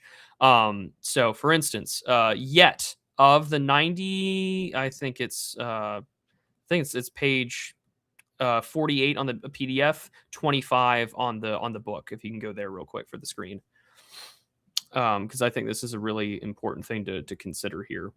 I'm going to read it while you pull it up. So, yet of the 97 federal judges Biden approved during the first 2 years of his term, just 5 of them were white men. A group, in addition to scoring highly, makes up 50% of the total attorneys in the United States, while 22 were black women. So roughly 23% of Biden's judges were coming from a group that generously might have a 0.5% of highly qualified candidates for that position. Such extreme discrimination cannot be excused on the grounds of political expedience or representation of one's electoral coalition, neither of which, to be clear, are good reasons to racially discriminate. Biden's coalition of voters in 2020 was made up of 27% white men, just more than 5 times the rate he selected to be judges in the first 2 years of his term. Even white women who fared, quote unquote, better comprised 29% of Biden's voters, but just 23% of his judges. And 11% of federal judges are African American, a staggering number representing just 4.5% of the legal profession, suggesting blacks are 2.5 times overrepresented among judges compared to the representation as lawyers, and that's not even taking into account judge quality and legal achievements. President Trump, by contrast, had a percentage of minority judges that were almost identical to the percentage of minority voters in his electoral coalition. And this isn't even to discuss the question about immigrant-born judges or foreign-born individuals appointed in the Biden administration or work in the civil service. So effectively, Biden had worked quite clearly to enshrine and entrench a racial favorite quota system or a racial patronage system, which the left is way better at than the right up until and I can't even say recently, but I mean, rhetorically, yes, this administration is actually kind of catering to its base, which is white people, specifically white men, whereas the left has been very good at this for as long as I've been alive, probably longer than Dimes and I have been alive put together.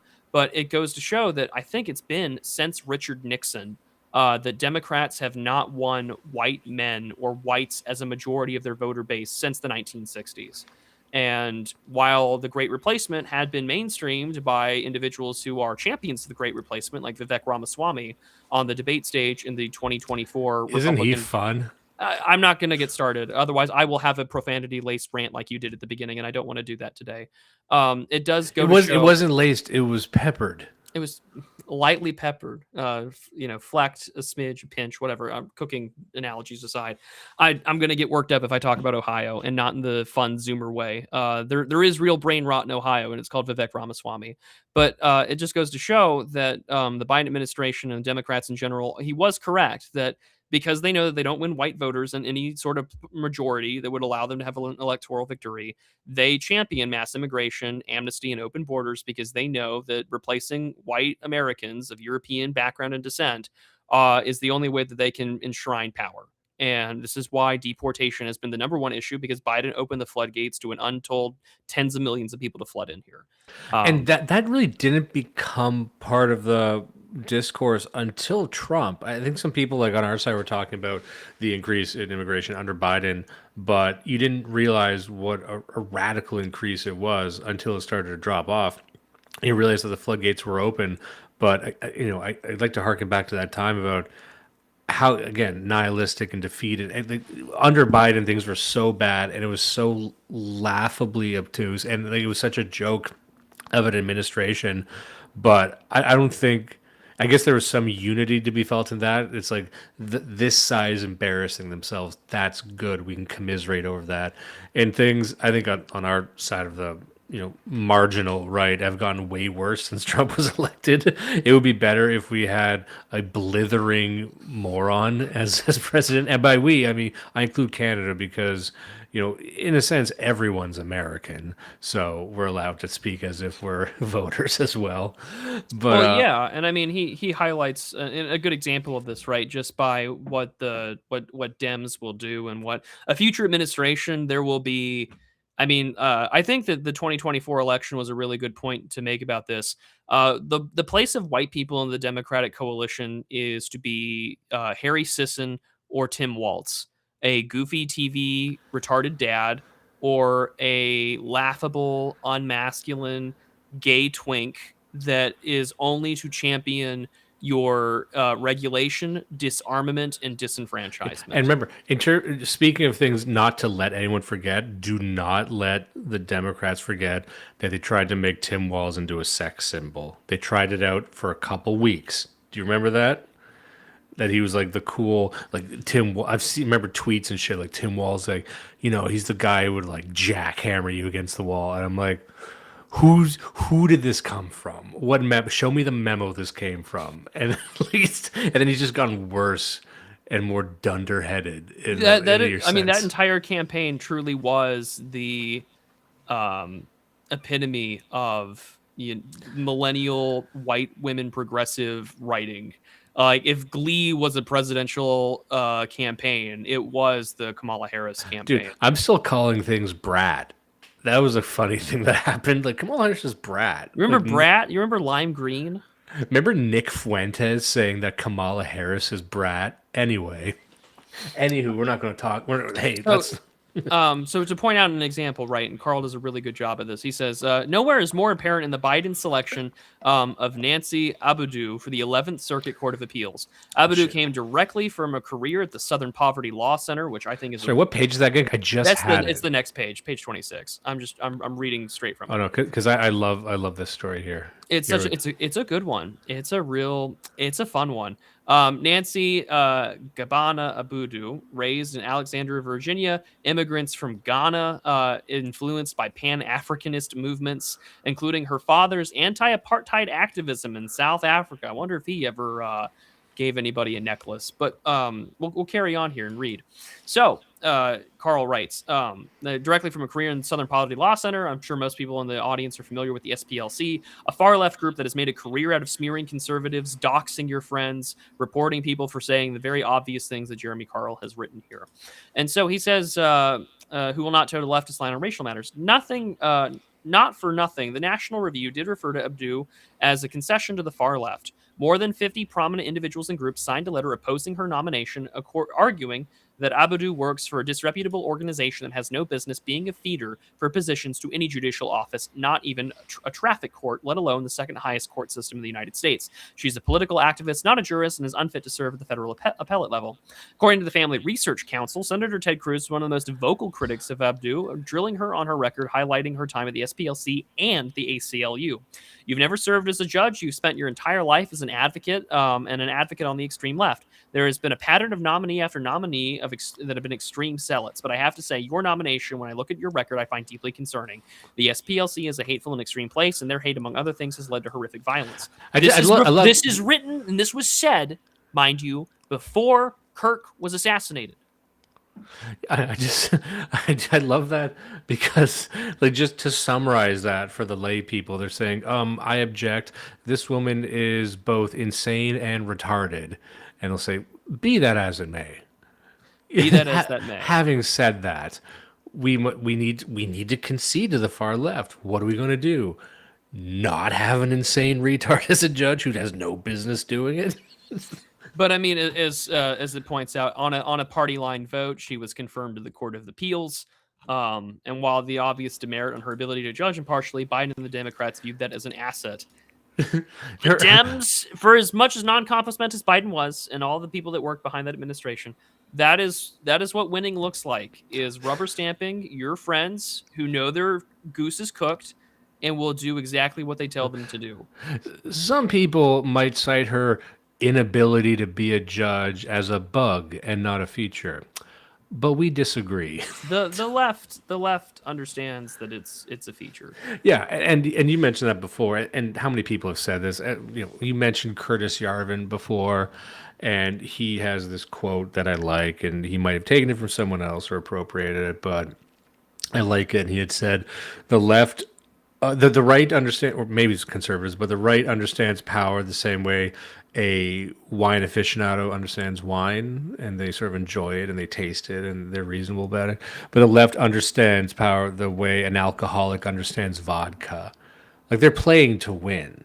And my entire adult life, and maybe this is a recurring theme of this episode, we're showing how the conservative majority has been slow to act because they didn't have the tools to address these problems.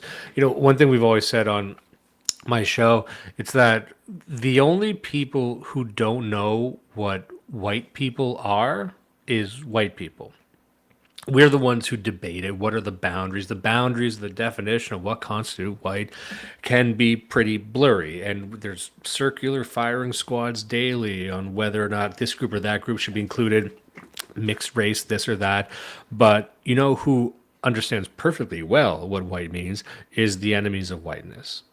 And, the example I give was, if you have a Scot, a Frenchman, and a German in a bar in Nicaragua or Nigeria, and you can debate the nuances of the continental history between these three groups, but to everyone there, you're the three white guys.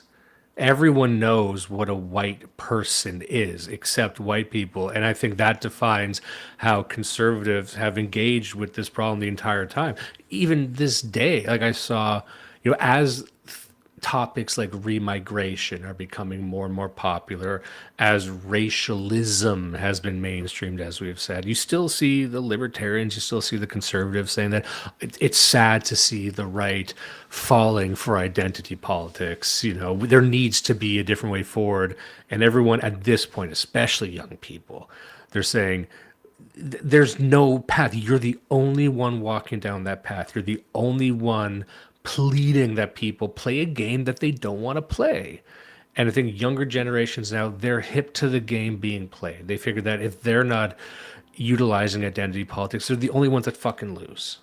and you know, you can't sell anyone on this.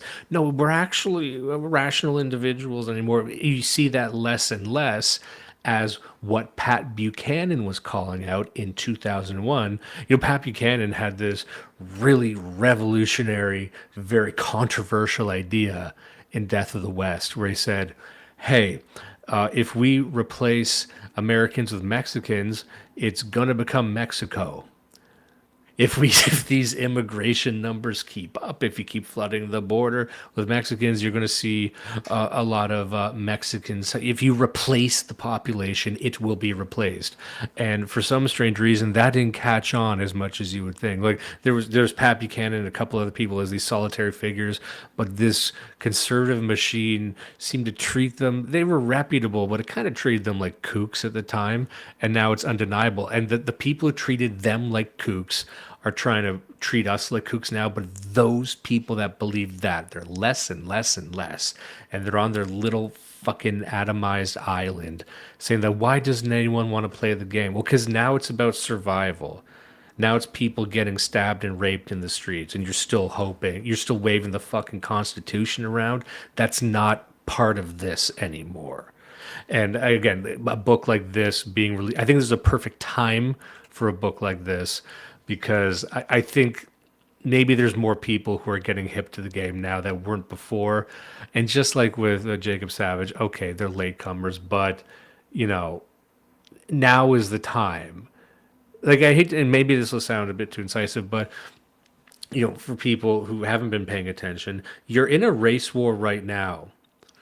This is what it feels like.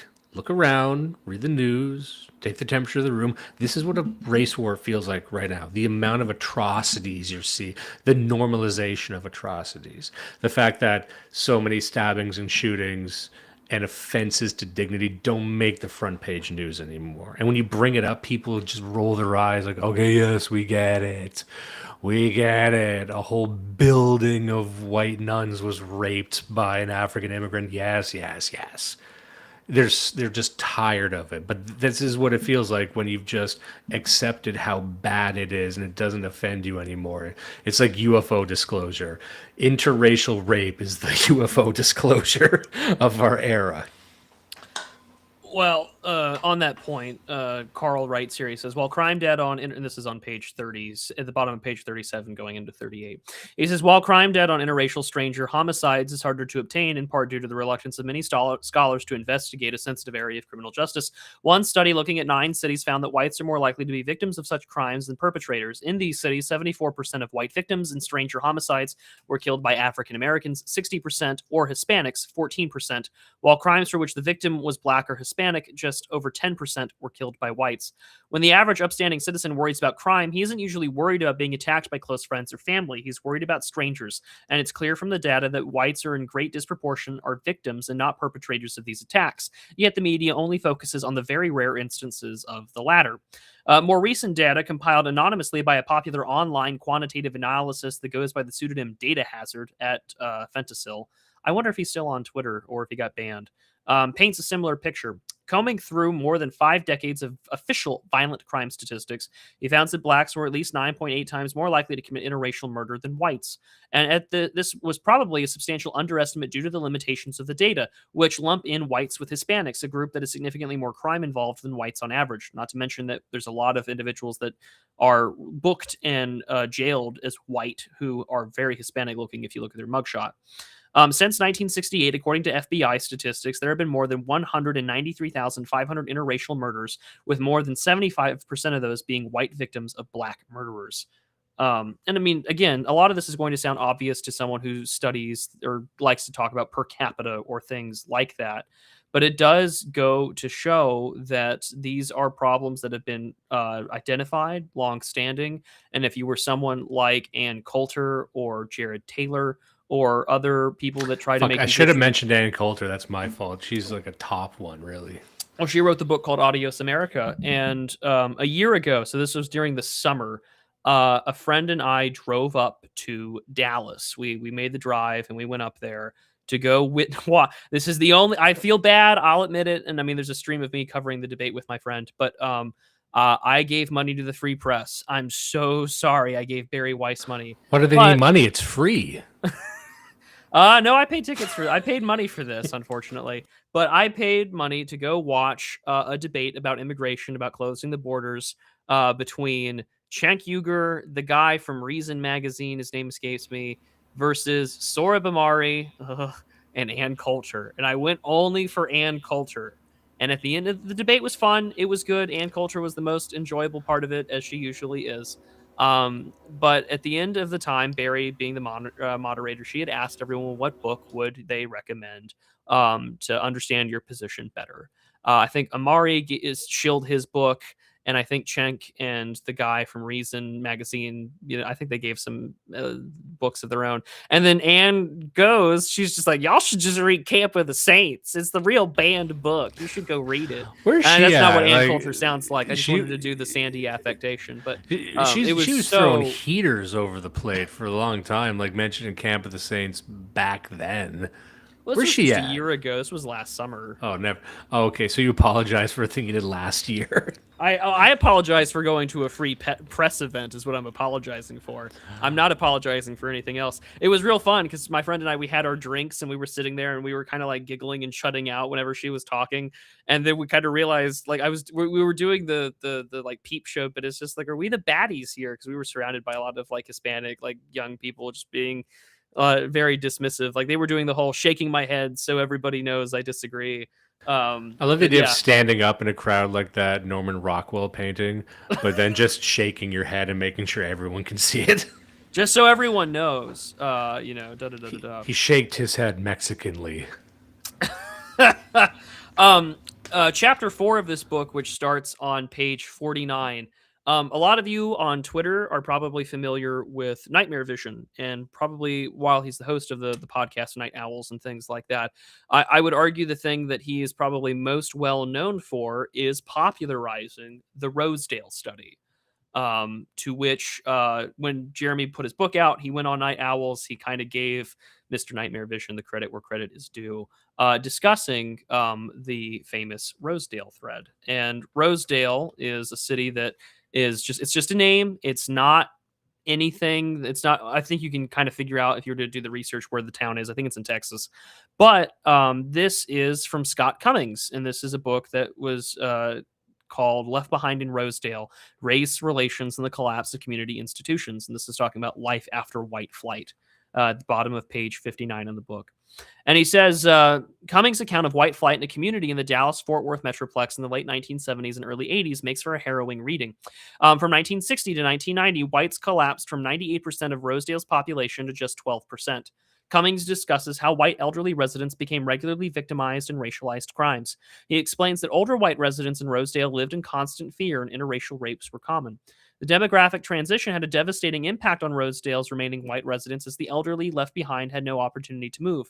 Cummings describes the situation as comparable to a natural disaster that brought about collective trauma and extreme grief among both residents and former residents as community organizations and support networks disappeared. Fear dominates them emotionally and spiritually, he says of the few remaining elderly whites left in Rosedale. They have converted their homes into fortresses. On the streets, black adolescents seize their personal possessions of the elderly. Like predators, they forcibly overwhelm them and steal their bags of groceries, wristwatches, purses, wallets, cash, and social security checks. The elderly are pushed down, shoved, and beaten. Many robberies are accompanied by violent assault, rape, or murder. Rosedale had 79 rapes reported to the police in 1982 alone, which the author says is only a small percentage of the rapes that took place in the city.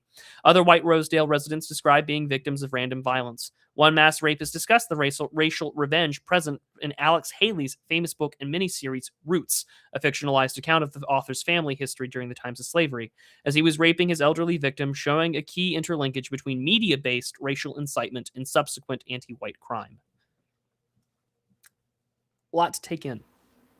Yeah, and this is what's always left out when you hear about white flight, because I bet a lot of young people have heard about white flight, positioning whites as the perpetrators. And he mentions in this book that white people, they're blamed when they leave a neighborhood, and then they're blamed when they enter a neighborhood in the form of gentrification. But it's always portrayed as just random, like, oh, they don't like black people, so everyone left at the same time. But you never hear Like, do you understand what it would take to drive a senior citizen from the house that they inhabited for 50, 60 years of their lives, which is indeed what happens? You know, how much it takes to really get these people. It's not easy to move a house, to break a mortgage, people. Like, it's not just something you could do easily, even back then. So the amount of crime, it's not just chicken bones in the streets, people. It's like, and you really need to be, a theory cell like us to really have this data to pull. But you can mention things like there's a remarkably disproportionate tendency for black people to attack white senior citizens. Like within the interracial crime statistics, everyone knows it's vastly disproportionate towards African Americans. But there's certain types of crime that only black people do. Like you've never heard of a young white guy attacking an old black woman. You've never heard that story. Find me that story. I dare you. How many winter tire sets do you want this episode? But you hear a lot. You hear this from old folks homes, senior citizens on retirement communities, where it's like it's just something they like to do, like pushing an old white lady down. The knockout game. Remember that? Punching senior citizens in the back of the head. Like that to me is almost more civilizationally offensive than the drive-by shootings, than just the murders, because it's just like this is pure predatory. It's the glee they seem to feel, and you've never heard an Asian person do that. Never in your fucking life. You never heard of a white person. I'm do that. reminded of the late Colin Flaherty, who wrote. Yeah, I was trying to find his name the other day. That guy passed away a couple of years ago, and I don't think he ever really got his due. But there was another guy who was on the front lines, author of "White Girl Bleed a Lot." That's his book. So people look that up as well. Yeah, and that was covering the stuff in 2012, right after Trayvon, and just a lot of other crime as well. And also, this does echo back to the 1960s as well. I mean, if you've read Days of Rage, or if you've highlighted and Dimes and I had famously covered a book highlighting some of the tense relationships. Uh-oh.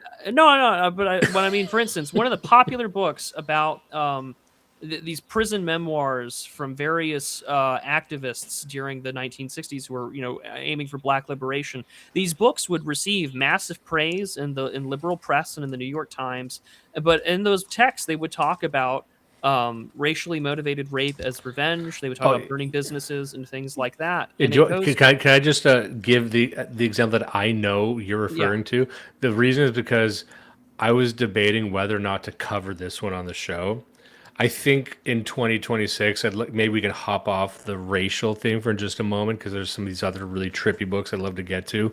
But I was tempted to review the book Soul on Ice by Eldridge Cleaver. Yeah, that's exactly the one I'm talking about. Yeah, where he says in the book, and this was a book that was trumpeted from the rooftops by the liberal media, by who pick a favorite old white lady book reviewer, whoever it might be. And in the book, he's explaining how he used to love raping white women, and he loved raping white women because he hated white women and he hated white people. So he said, well, here's what I'm going to do. I'm going to just start raping them. And then a lot of people thought this was a cool story of liberation and, in a way, justice. And it offends every sense at your disposal, right? But this is the type of shit that they were selling to white people. And again, it hasn't changed that much. When did this book come out? Cleaver's book? I'm looking at one that's published in 99, but it must have been before that. Maybe Soul it was in on 99. Ice. It came out it's a series of essays. It was originally in 1966, published in 68. Yeah, so it's like I said, it's a bunch of prison essays and memoirs. Yeah. So anyway, I just wanted to we do that. In chapter 6 of the book, Carl focuses much on erasure, which is a term that has been used a lot in some of these conservative and I had more racially focused circles on the right. white erasure being a term I know many people have used in the past. I think even Bob Whitaker used it, and so did Sam Francis. Even Pat Buchanan as well. But one of the things that I think is really important is that Robert E. Lee statue was recently taken down from the House of Representatives in the Capitol Rotunda. And it was replaced, statue of Lee replaced by, I think I saw this. It was Barbara Rose Johns, who apparently did a school walkout in 1951 about the conditions in her segregated high school. A person who Matt Walsh... You replaced Robert E. Lee with a black woman who didn't do her job? Well, a black teenager. But anyways, jokes aside, Matt Walsh very properly said, no one knows who the hell this person is. But in chapter 6, Carl points out, that when we take a look at the erasure, for instance, even Murray Rothbard got this right, where they talked about, for instance, the elimination of Columbus Day. And while the Sopranos have the famous phrase that's anti-Italian discrimination, changing it, of course, to quote-unquote Indigenous Peoples Day has worked very well with left-wing erasure of Europeans and whites in general in America, because when we see all these books on indigenous studies and things like that, Europeans are not indigenous to anywhere. And it basically normalizes the rhetoric of that they don't belong anywhere at all whatsoever. And so, for instance, when we take a look at changing things from Columbus, and again, so much of this book focuses on the 2020s because it's just chock full of examples. In 2020, Johnson had a fountain named for her in Manhattan, and suddenly in the East River Park, a substantial 7-acre space in Williamsburg, Brooklyn, also named for her. This is on page 97. Not content with the recognition, a group of transgender activists illegally installed a bust of Johnson on Christopher Street Park in New York City, across the famous Stonewall Inn, where a site of rioters and patrons against a police raid that seemed to be the birth of the modern gay rights movement. The bust, and a surprise to only those who do not understand leftist governance, was allowed to remain for at least a year and a half before going on an exhibit in prestigious City Avenue. So imagine how long a statue of Columbus would be allowed to stay unauthorized in a New York City park. Now, who is Marsha P. Johnson, born Malcolm Michaels, you might ask? I remember this, but this is great. He was a black drag queen who was evidently known within his circles for cultivating an unusual look and having a charismatic personality. Among a few others, he started a ramshackle group house to take in gay street kids. That's about it for redeeming virtues. Present at the Stonewall riots, and even assuming one found praiseworthy, he was not one of the instigators. As a side note, the original statues commemorating the Stonewall riots placed near the Stonewall Inn were created by noted sculptor George Siegel. Siegel's sculptures were usually white as a result of his use of plaster, a choice of material that would lead to Siegel being attacked for racial exclusion. Black plaster matters, I guess, as Carl notes. Johnson described his New York City being, the founder of Street Transvestite Action Revolutionaries, a star network established by the communal house where he took in of them. And of course, he probably, and he says basically just had HIV and became a relatively not important person. But this is the kind of people that we erase and put up when replacing Columbus or any of the other founders of America. Summarizing that even further, it's like, well, who was Johnson? A lot of people don't know. Imagine this written in the New York Times. Who's this Johnson everyone's talking about? Well, he's a gay fella who dresses like a lady and he's got AIDS. End of bio. End of Wikipedia article. It's like, oh, okay. So did he have the most AIDS? Like, I don't understand.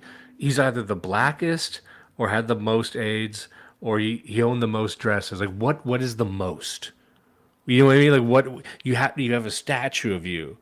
Like, you must have been the most AIDS-riddled man. Otherwise, I don't understand why you have a statue. Yeah, raises some interesting questions.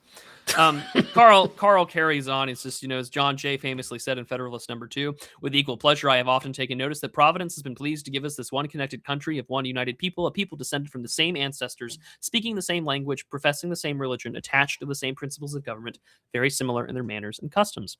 At the time, this was considered common sense. No less than George Washington said that immigrants, by an intermixture with our people, they or their descendants, get assimilated to our customs, measures, and laws. In word, they would soon become one people. Yet in today's multicultural America, this is considered racist heresy. Given this history, it is perhaps unsurprising that the founding fathers are themselves under attack in their own homes, as we now see with Washington, Jefferson, and James Madison. excuse me, in Montpelier, James Madison's home, slavery and racism take center stage, while Madison's role as the father of the Constitution and being one of the early pivotal presidents is treated as a sideshow. In a 2022 tour, there were no American flags or displays devoted to any of his accomplishments. Instead, a large donation from leftist billionaire and Carlyle Group co-founder David Rubenstein ensured the core presentations were about slavery and racial conflicts. One happy unhappy visitor who toured the new Multiplier called it a 1-hour critical race theory experience disguised as a tour. Even the children's gift shop at the Multiplier Books store had Ibram X. Kendi, including politically correct tomes like Anti-Racist Baby. How many serious works of American history it had were unclear. Some are fighting back against this tendentious reading of history. That includes Hartingly, a descendant of one of the slaves who lived at Madison's plantation, and accused the board of directors for trying to transform James Madison's home into a black history and black rights organization that could care less about James Madison and his legacy. And there's a lot of this too. We've seen this, of course, with trying to take down Teddy Roosevelt. We've taken down numerous statues, not just of Civil War monuments. Of course, this is very famous for what happened in Charlottesville in 2017, but also in places that are in the South that were part of the Confederacy have now, since 2020 onward, have voted to move them or put them in museums or to cover them up or to not make them well known, which is quite tragic. Considering that a lot of these small towns have, I've written about this on Substack before. One of my old jobs when I worked for a small sort of governmental body on the state level, I had to travel a lot to a lot of small local towns that were either, really run down or abandoned, or were really relying on a few key oil and gas industries to stay alive. And when you go to the center of these towns, sure, they look dilapidated or they're definitely old and aged. Like this, the golden years have passed. The thing that is at the center of most of these towns is plaques illustrating what this town's sons and fathers have given to their country over the course of all these wars. Whether it's the Civil War, World War I, Korea, Vietnam, World War II, Afghanistan, Iraq, etc. People from these small towns would answer the call that their country asked of them to do, and some gave all, and some managed to come back broken, and some managed to come back fully intact. Almost every small town in America is like that. And that includes, monuments from very olden times, whether it's the Mexican-American War and things like that, that people get to call racist now. And whether it's about this Confederate monuments, that still continued on even after the first Trump administration, even after Charlottesville. Lest we forget what had happened to Robert E. Lee's horse. If I remember correctly, they moved Traveler, who was buried, and they disinterred the little grave at Washington and Lee University. And so they got rid of it and they moved it. And it just goes to show that really this is the equivalent of damnatio memoriae, that we don't want you to exist. And if we do talk about you, you will be added to this pantheon of racism and fascism that becomes the new religion in sort of our post-war order. Yeah, and you're reminded of the excesses of various leftist and communist revolutions. I think there was the one in Spain, I think it's in Spain, where they're digging up the graves of the nuns and stuff. Putting skeletons up and then just saying ha ha ha, like these offenses that would never occur to even the most extreme far right nihilist, right? Like I said, you've never heard of young white men going around and punching old black women in the back of the head. That doesn't fucking happen. It would never occur to you. You don't hear skinheads doing that. You don't hear about Nazis doing that.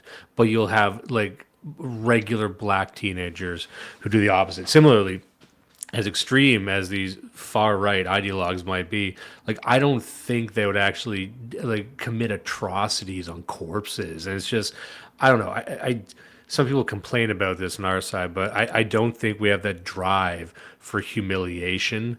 I think we see that as just something we don't want to embody or anything. Like we might yearn for greatness, we want to be positive in ourselves and have that sort of pride, but we don't want to just like sexually humiliate the enemy. That seems fucking weird.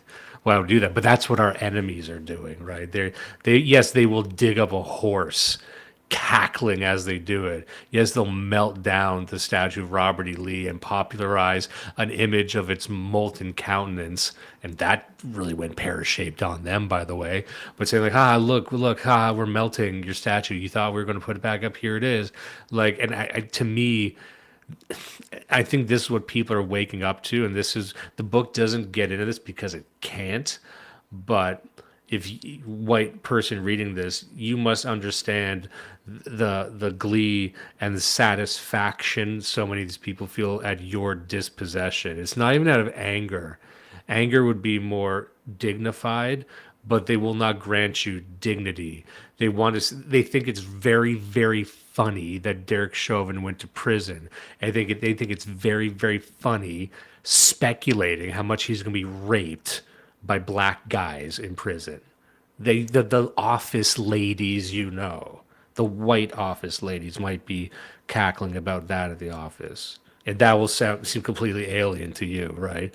I don't want to see Abraham X. Kendi raped. I don't want to see, you know what I mean? Like that's not part of me, but it's part of the regular people on the other side. And I think that's pretty jarring when you realize that.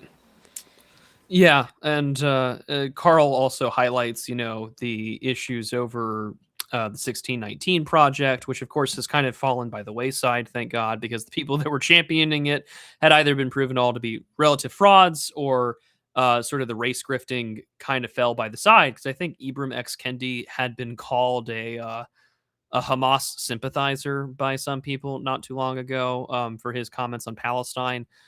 Which, if you're interested in what that relationship is like, I would really recommend you read a really good book published in 1995 by Mr. Murray Friedman called What Went Wrong. I think that you'll be very enlightened. Dimes and I have covered that book before. But I would say that's, by view count, maybe our most popular one. And that was the unofficial pilot episode. Yeah, it really was the start of this entire show, was that I found this amazing book at a bookstore that was going out of business, and I felt like just stealing the last unburnt scroll out of the Library of Alexandria. But I know we're getting at the 2-hour mark here, but I do want to kind of close up discussing about immigration, because that has become the focal point of the 2024 election, and it has been the center of almost everything I've seen that came both when Trump was elected the first time, but also the second time. You could argue 3 times, but we'll just say 2. I know that when he had won both of those elections, really the answer from a lot of progressive activists was, we can wait them out and let the demographic time bomb do its job. And they said this, of course, when Charlie Kirk was murdered as well. Like, don't get trigger happy. We can just wait this out to basically enact Haiti or South Africa. And so, on page 118 in the book, Carl writes, "Today, white people in America and throughout the West are facing the prospect of permanent minority status in countries founded by their ancestors. American, increasingly European immigration policies are not copied anywhere else in the world. China tightly controls its borders, letting only a few thousand legal immigrants per year. In Japan, despite having the world's most rapidly aging population and shrinking workforce, just 2% of its population are immigrants, mostly from ethnically and culturally similar Asian countries. Immigrants make up less than 1% of Mexico's population. Yet increasingly, whites find themselves self-ghettoized in Europe and America, with new leaders of the Coalition of the Ascendant using the institutions of socio-political mechanisms developed from their European traditions in the West to seize political power at the expense of Americans of European origin. We're told that America is a nation of immigrants. It's a fascinating piece of propaganda that originates from 1950s ethnic group pressure. America did not always conceive itself this way. In its origins, as we have discussed, was not a nation of immigrants, but a nation of settlers. Yet historically inaccurate nation of immigrants concept has come to define much of our contemporary immigration policy." Carrying on later in this section, he covers a lot of things that are vitally important, such as Frederick Jackson Turner's frontier thesis, that the frontier was the great Americanizer. And it was also sort of the foundation of sort of American popular democracy as we know it. I've covered Frederick Jackson Turner's essays on a podcast called American Spirits, hosted by the Old Glory Club. Well worth your time. But I think as he carries on here, Carl writes here later on in page 124, he writes, as the New York Times observed, congressmen who challenged the 2020 election were more likely to come from districts with both falling white populations and poor, less educated white Americans for whom the Great Replacement is just the latest step in their disenfranchisement and dispossession. Nonetheless, the Times used this reality to mount a vicious attack on white conservatives. How did the replacement of their demographics and culture become something that they were supposed to joyfully accept? No, certainly no one else in the world, besides outside of historically white nations of Europe, has been told that they must celebrate their replacement. In this age of diversity and inclusion, it is worth exploring in addition to the census data that we've already discussed, just overwhelmingly white and how white an early American political community was. To suggest otherwise is an erasure of history. Virtually all of the even modest Latin American immigration to the United States before the Mexican-American War in 1848 was into states and territories on the border. There were only 25,000 Hispanics living in the historic core of the United States outside of states bordering Mexico, a population approximately 24 million. That's a bit more than 0.1% of the population, 240 years after the first European settlement. Another 85,000 were incorporated to the U.S. after the Mexican-American War. The Chinese-American population, which made up a vast majority of early Asian Americans, was just 4,000 in 1840, and then in 1940, just 106,000, also less than 0.1% of the U.S. That's a good amount of Chinese restaurants for America. You know what I mean? Like, you don't need many, like 4,000 people. That's like 4,000 Chinese food restaurants. That's enough, right? That's the ceiling. That's what it should be.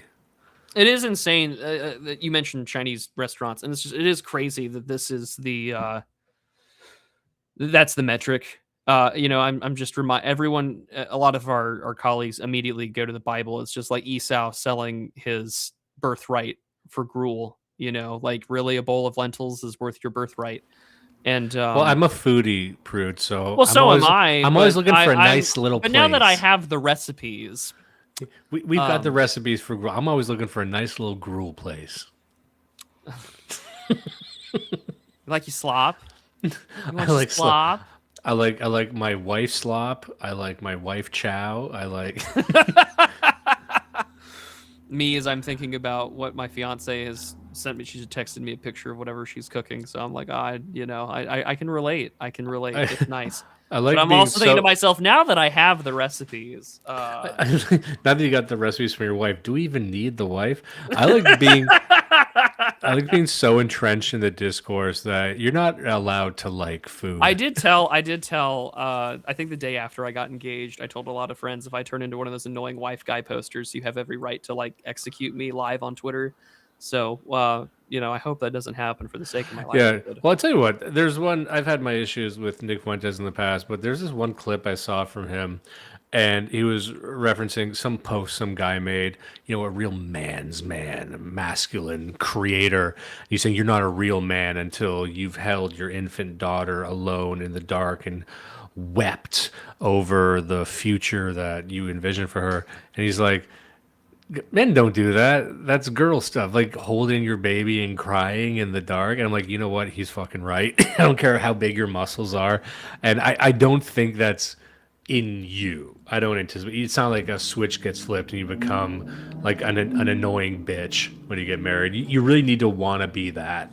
And so I'm not worried about that for you. But also, speaking of the 1990s, maybe we can conclude here. I mean, there's a whole section that Carl spends on solutions, but I was going to just like, I'm going to Jeremy and I have talked about that on the interview I did with him. But I just want to say this for the 90s. This is the last thing I'll say. By the 1990s, even new Democrat rhetoric on immigration was changing, as President Clinton said in a 1998 address to Portland State. It's over 25 years ago. Quote, today, largely because of immigration, there are no majority race in Hawaii or Houston or New York City. Within 5 years, there will be no majority race in our largest state, California.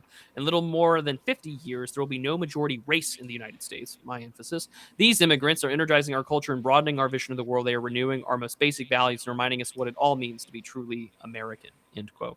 As Carl says right after, sounds kind of like a great replacement. Don't you love how they've changed the tune on Great Replacement? You were called insane for saying that not that long ago. And now it's like, well, yeah, it's a replacement, but it's not speaking great. Of Ann Coulter, she got banned from CPAC for talking about this, I think, in like 2012 for a long time. Yeah, until Trump came into office. I don't think people are as angry as they should be for how persecuted people were for calling out the obvious. Like I said with Pat Buchanan, a big part of Death of the West, like the simply saying, "Hey, I think if these numbers continue, we're going to have an unsustainable amount of Mexicans," and then people just weren't ready to understand that. But I'm like, it's fucking obvious. All of this was obvious, and it's not like they were ignorant to it because they were having people like Ann Coulter say it, but then she would be dismissed as a crank. They were all dismissed as cranks, but like there was no like willingness to understand where they were coming from, and that was like, again, looking back, having seen that they can be jailbroken from these ideas, but we're unwilling to. I'm like, it's we say this on the show all the time. By the time a liberal admits that they might have made a mistake or done something wrong, it's too late. The Titanic has hit the iceberg. The rats have already fled. They're just the ones on the deck playing the violin to nobody because fuck violin music. Who cares? Who likes the violin? Shut up, of course. But like they're the ones that, well, maybe we've done something. You've already got like Minnesota owned by Somalis. Like it's done. You fucked up. And I don't want to hear anything. I don't even want to hear a mea culpa. I want you to prostrate yourself in the fucking streets. Look what you did. Maybe I do want humiliation. Maybe I'm a hypocrite. I don't fucking care. You got to give me something. You need to come to terms with what you did and how the people on the front lines who were just politely trying to say, hey, this is a crazy path we're on and all the data supports it. And here's the data. Here's all the graphs. Here's all the charts. They just said, nope. And now we're fucked. And maybe we can't unfuck this. That's the hard part. But there is, and I think we can end on this. I think we can, because immigration has become the sole point of this. And he offers a lot of, some solutions, some that you and I might not all fully agree on. It was very funny when I interviewed him like a year and a half ago. He was like, some in your audience may not agree with my solutions, but I think these are pretty like realistic to attain. And of course, he and I might disagree on like end goals, but also at the same time, Carl and others that have read his book are in a position to potentially enact these things. So I do remain hopeful, but also the fact that the administration got the one big beautiful bill, and now that the basically immigration and customs and border patrol have like a budget the size of the U.S. Marine Corps is very heartwarming to me. But he offers his solutions. There's quite a few that are selected in here. Yeah, and if I could just go point, but we don't need to read the entire thing. But yeah, first of all, White Shift America's Ethnicity. It's from political scientist Eric Kaufman. Yes. And he says the book. Have you read White Shift, or maybe no, I haven't. No. Do you want to cover that one of these days? I think I've read it. Good. It's good, I assume. Then it's worth your time. So is The Cultural Transplant, and that's by Garrett. What's his name? Garrett Jones. That's also a really good book on immigration. He says here, our goal must not just be to stop the momentum, but to roll it back. Heroes on the side of the debate, Mike Gonzalez, among others. They're talking about just the sheer genetic stock here, and this is a very complicated issue. This can, I think, be broken down into sub-points about how you could reverse demographic replacement. There's been many propositions over the years from places as far-flung as Germany in the mid-20th century. But like driving up the birth rate eugenically is way more complex than you would think. And some people would think that, just offer tax breaks, just offer a monetary incentive. That moves the needle a little bit, but not nearly as much as you think. It's been attempted in many countries. I think it's being attempted right now in Japan, maybe. There's some Asian countries that are actually trying to reverse the birth rate decline. So they're just giving away money basically to people who want to have children. But I don't know. The Japanese are the pandas. other thing too is that a positive vision for the future has to be required. There have been numerous studies that have been conducted that the election of Trump in 2016 as well as in 2024 had led to, in red states, a positive TFR for white families and a decrease in non-white populations. Yeah, it sounds like a reductive answer, but it's almost spiritual.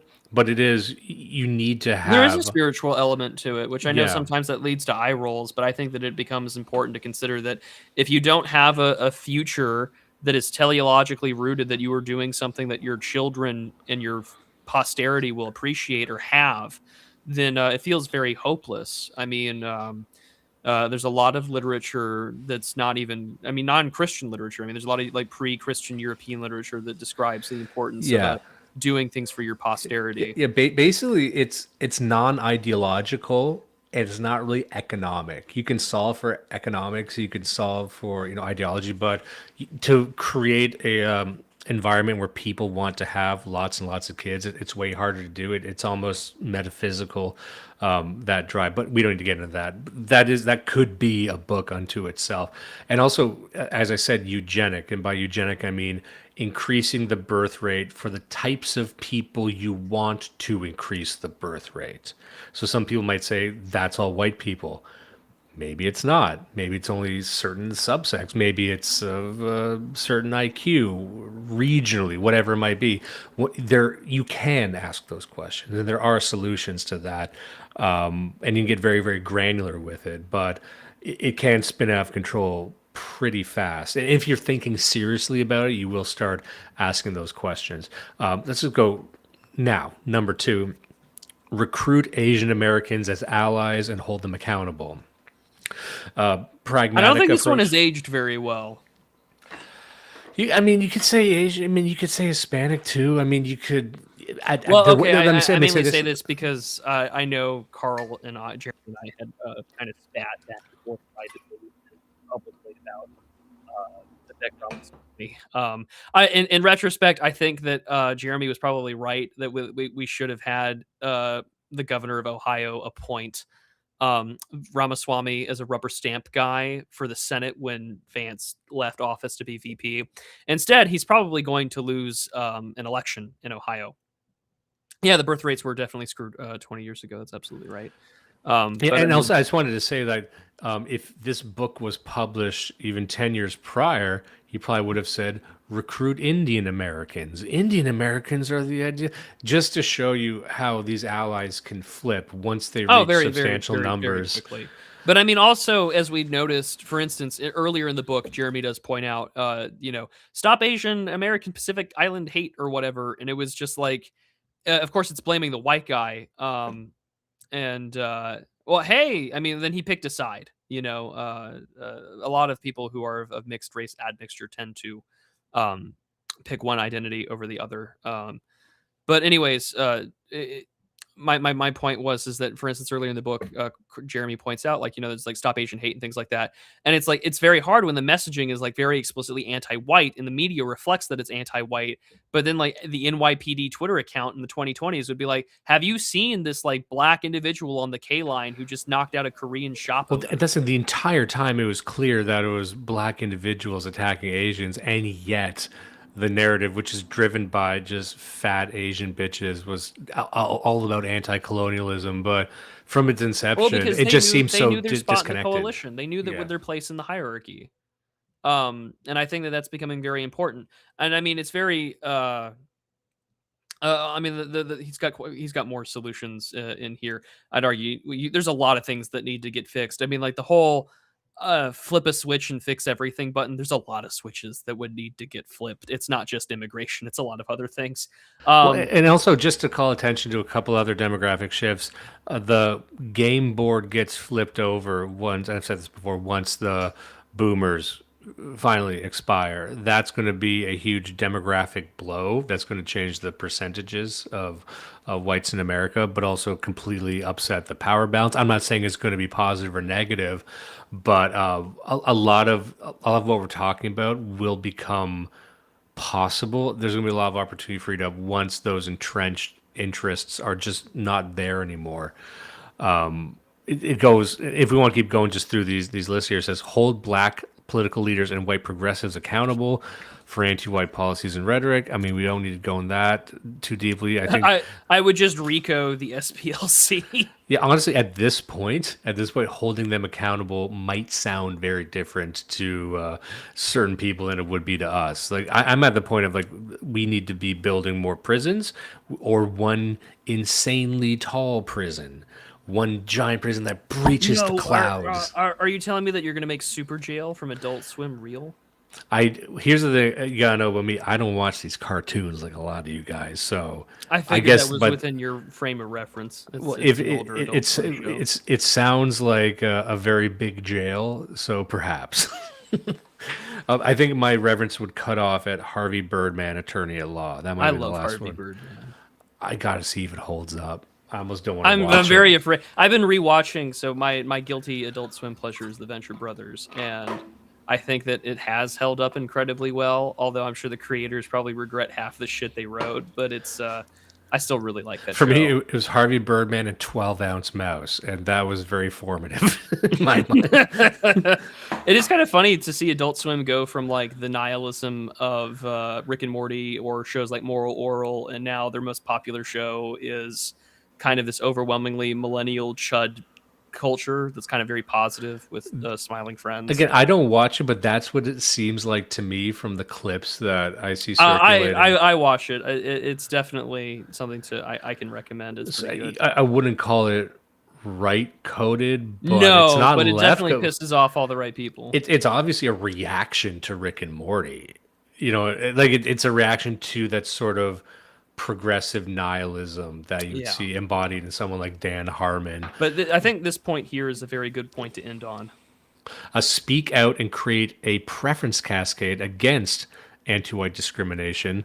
That would be, I agree. I love how there's like Fisher King's in here. I love that. I love when Twitter guys just show up in books. Hey, if you want to see Twitter guys in here, then you should. I'm gonna toot my own horn and go to page 281 in the book real quick. I'm just gonna be an asshole for 2 seconds. We looked at he showed this to me beforehand. And I said, "Hey, it's always bad when you see an and it's not yours, though." I know, but here we go.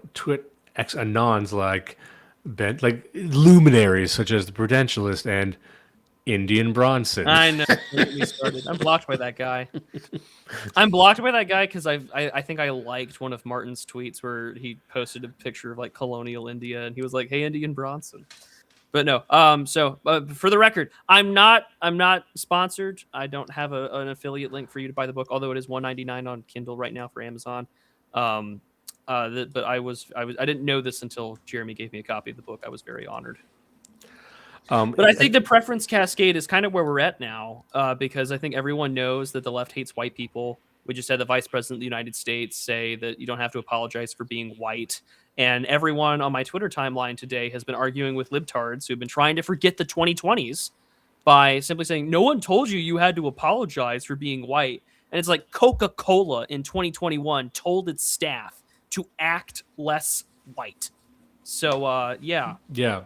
Really, my only thing I can say to my left-wing enemies and hate watchers and listeners is, fuck you. I will not apologize. I never will apologize for what I believe in or who I am for being white.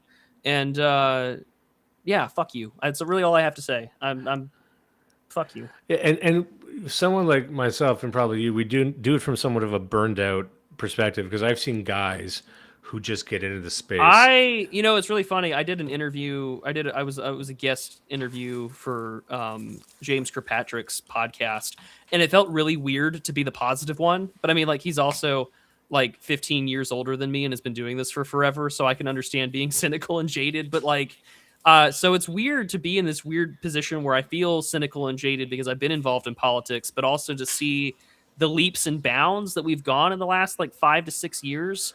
And so it's like really weird to walk the fine balance of like, I don't want to be a total cynic and doomer, but I also don't want to be like sycophantically positive. Yeah, It's a hard tightrope to walk. I always said, I was saying this years ago because if you were paying attention, you could see which ways the winds were blowing.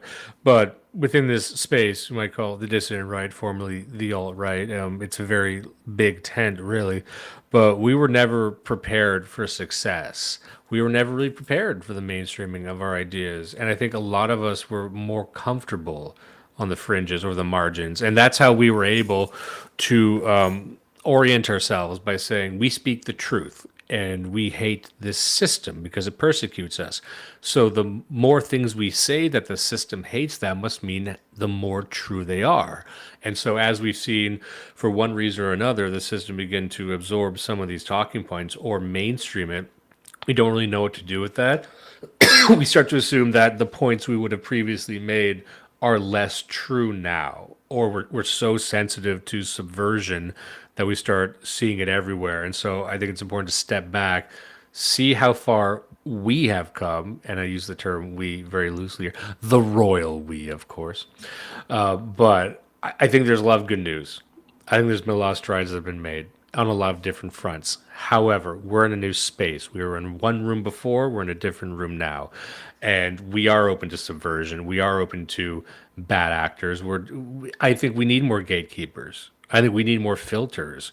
We're getting a lot of scum over on our side, former leftists and anarchists filtering in through, smuggling in some cockamamie ideas, not really addressing any of their priors, but just they were on the left because they thought that was what was winning, and then the left stopped winning, so they detect that there's winning going on the right, and they just want to win, so they're here to win.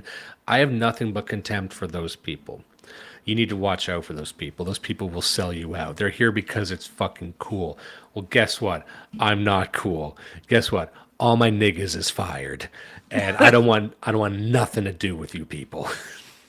Well, as we conclude here, I'm gonna. There were two super chats that came in on my end. I'm gonna go see if I can go find them real quick. Oh, there we go. There were quite a few. So quite a few people had come on in and became channel memberships. That's very great. You get to see videos early and support my my work and things like that. On and on. So I'm going to just read through the super chats real quick from YouTube. Obviously, I can't put them up on screen. So nevertheless, I'm going to just start out there. Vitlaus just sends $10. That's all he says. It just sends $10. And I say, thank you, sir. I greatly appreciate it. Our mutual friend and a financial supporter of the show, Sean Weiland, says, Merry Christmas, one and all. Well, Merry Christmas to you, Sean. I hope that you have a great Christmas. It's just in a couple of days. I'm really excited for that. Wingman said that he was running late to the show. He had to go on a chocolate run for his girlfriend. Well, that's definitely understandable. I've done that before. Wingman also says, I would also appreciate prayers. I have a job exam very soon, so I will put you down on my list, Wingman, of all the internet people I have on my commemorations list.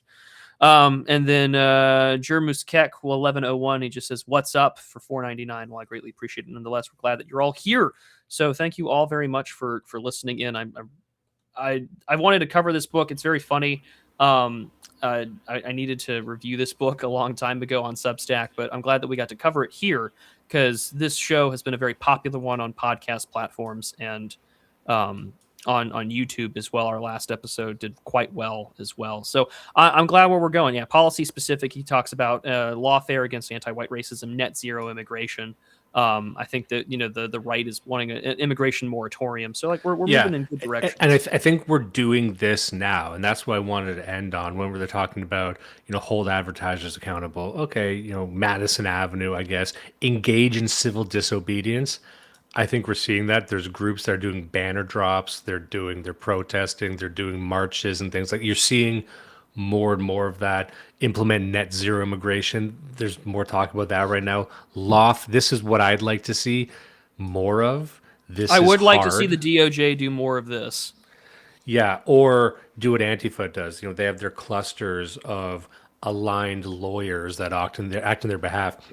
There's a way to attack the NGO apparatus. I think, this is the thing. Is like during COVID, for example, you had a lot of conservative religious networks like the Pacific Justice Institute, which does really good work, mind you. And they sued California and other places to keep churches open during COVID, during lockdowns. And imagine if you had an army of like right-wing attorneys like at PGI or something that were like, okay, we're now going to take example cases and sue and get show up late to work. Got it. Yeah, that's how the system would really fall apart.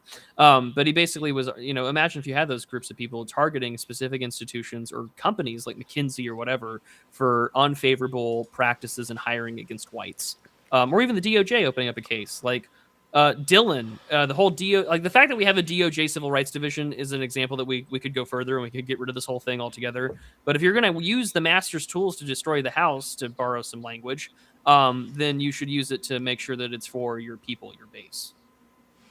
Yeah, and so I'd like that he ended his book on this with actual policy positions, and just to end on that, I do think I'm hearing more interest in this now.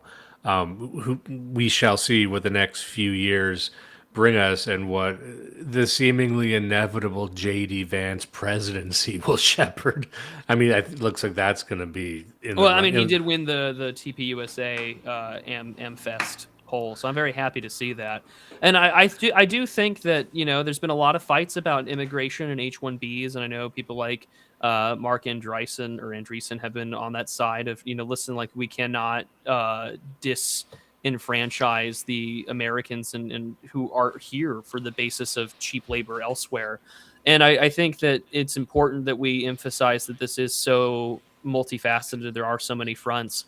But what makes Jeremy Carl's book so good is that he provides a very concise history to people that can read this book and not feel like they're getting in trouble. It's not like this is the Dispossessed Majority by Wilmot Robertson. This is instead a very accessible text that you can give to your Gen X dad who wonders why you get so radical at the Thanksgiving or Christmas dinner table. And you can explain this very politely and in concise language as to why. And this is just covering maybe the last 25, 30 years of work. I mean, Carl's book does cover all this stuff from the 60s and so on, but this is one that is really good to bring to your local Republican Party meeting, your local political club, your local book club, your historical society. For instance, I'm a member of my local historical society. I've talked about this book before in public. These are ways in which you can engage politically. And if there is a time to do it, strike while the iron is hot when people are willing to listen to you. If Jeremy Carl is willing to entertain my retarded ass from the middle of nowhere and listen to me and talk to me in DMs and over polite conversation over dinner, then for some reason, there is some good that we can do. And I'm a nobody. I don't get money from anybody except the people who fund me. Can a cold-ass white boy just be? Can I live? And what you were saying there was these are specific, but I think that's important because the specificity of it. So, like I said, there's other books that exist like this across the preceding decades, but I find a lot of them would end with a very vague appeal saying, white man, rise up. Reclaim your birthright, and it's too vague, it's too flimsy. People don't know what to do with that. And so what I appreciate with this book, and the reason I would recommend this book above many others, is that it does end with here's the way forward, here's a strategy, here's a measurable strategy, here's stuff you can do in the next 3 years, here's something you can do in the next 5 years. And I think that's an important part of the conversation that doesn't just lead people down into the nihilistic depths of just being angry and dark and sad about the situation, because a lot of people can become trapped there, and then it's deaths of despair all the way down, and many have been subject to that, and that's the one thing we want to avoid when discussing these issues.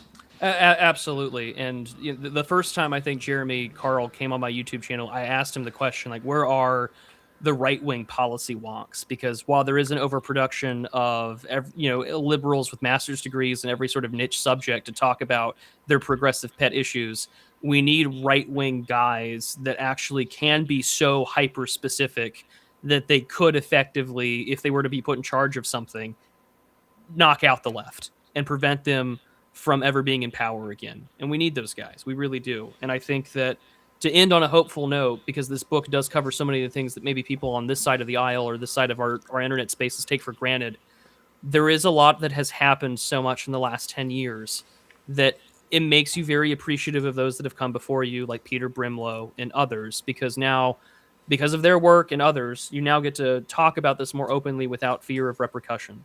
But at the same time, may I remind you that there are real repercussions to all of this, and we saw that. When I think it was funny, our friend Morgoth wrote an essay when Jim decided to say that he was going to stop streaming as much because he was most likely going to die of his diseases. Jim Medicare. He said that was the year the internet stopped laughing. This is the year where the memes stopped being memes. In a lot of ways, Medicare was the first Charlie Kirk. In some ways, yeah. But at the same time, in the midst of Kirk's assassination, I think that really, if you're willing to act and to stand up and to do something, do it.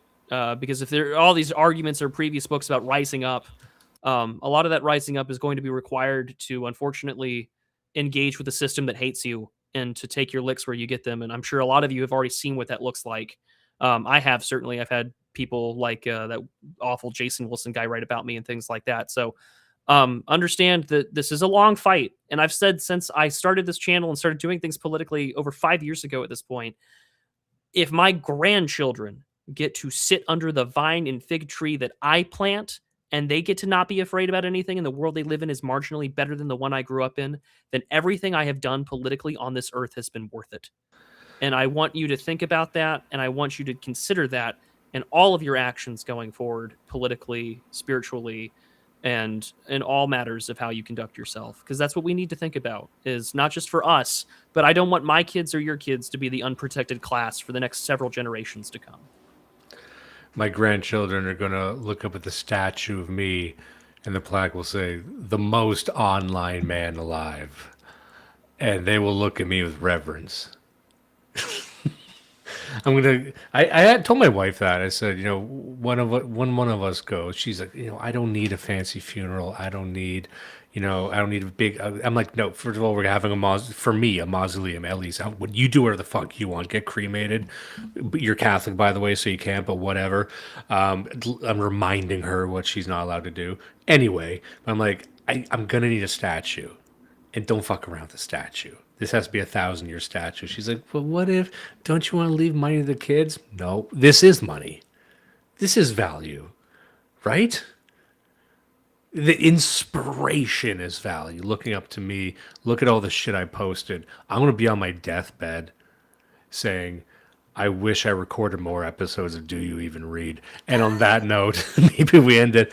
Everyone. On that note, the last thing that came in today is from, I love this guy's username. He sends $10. His name is Tealbucks Desjardins, which is such a great play on words for Tealhard Desjardins. He says, Merry Christmas, my fellow snow angels. It has been a great year of Do You Even Read?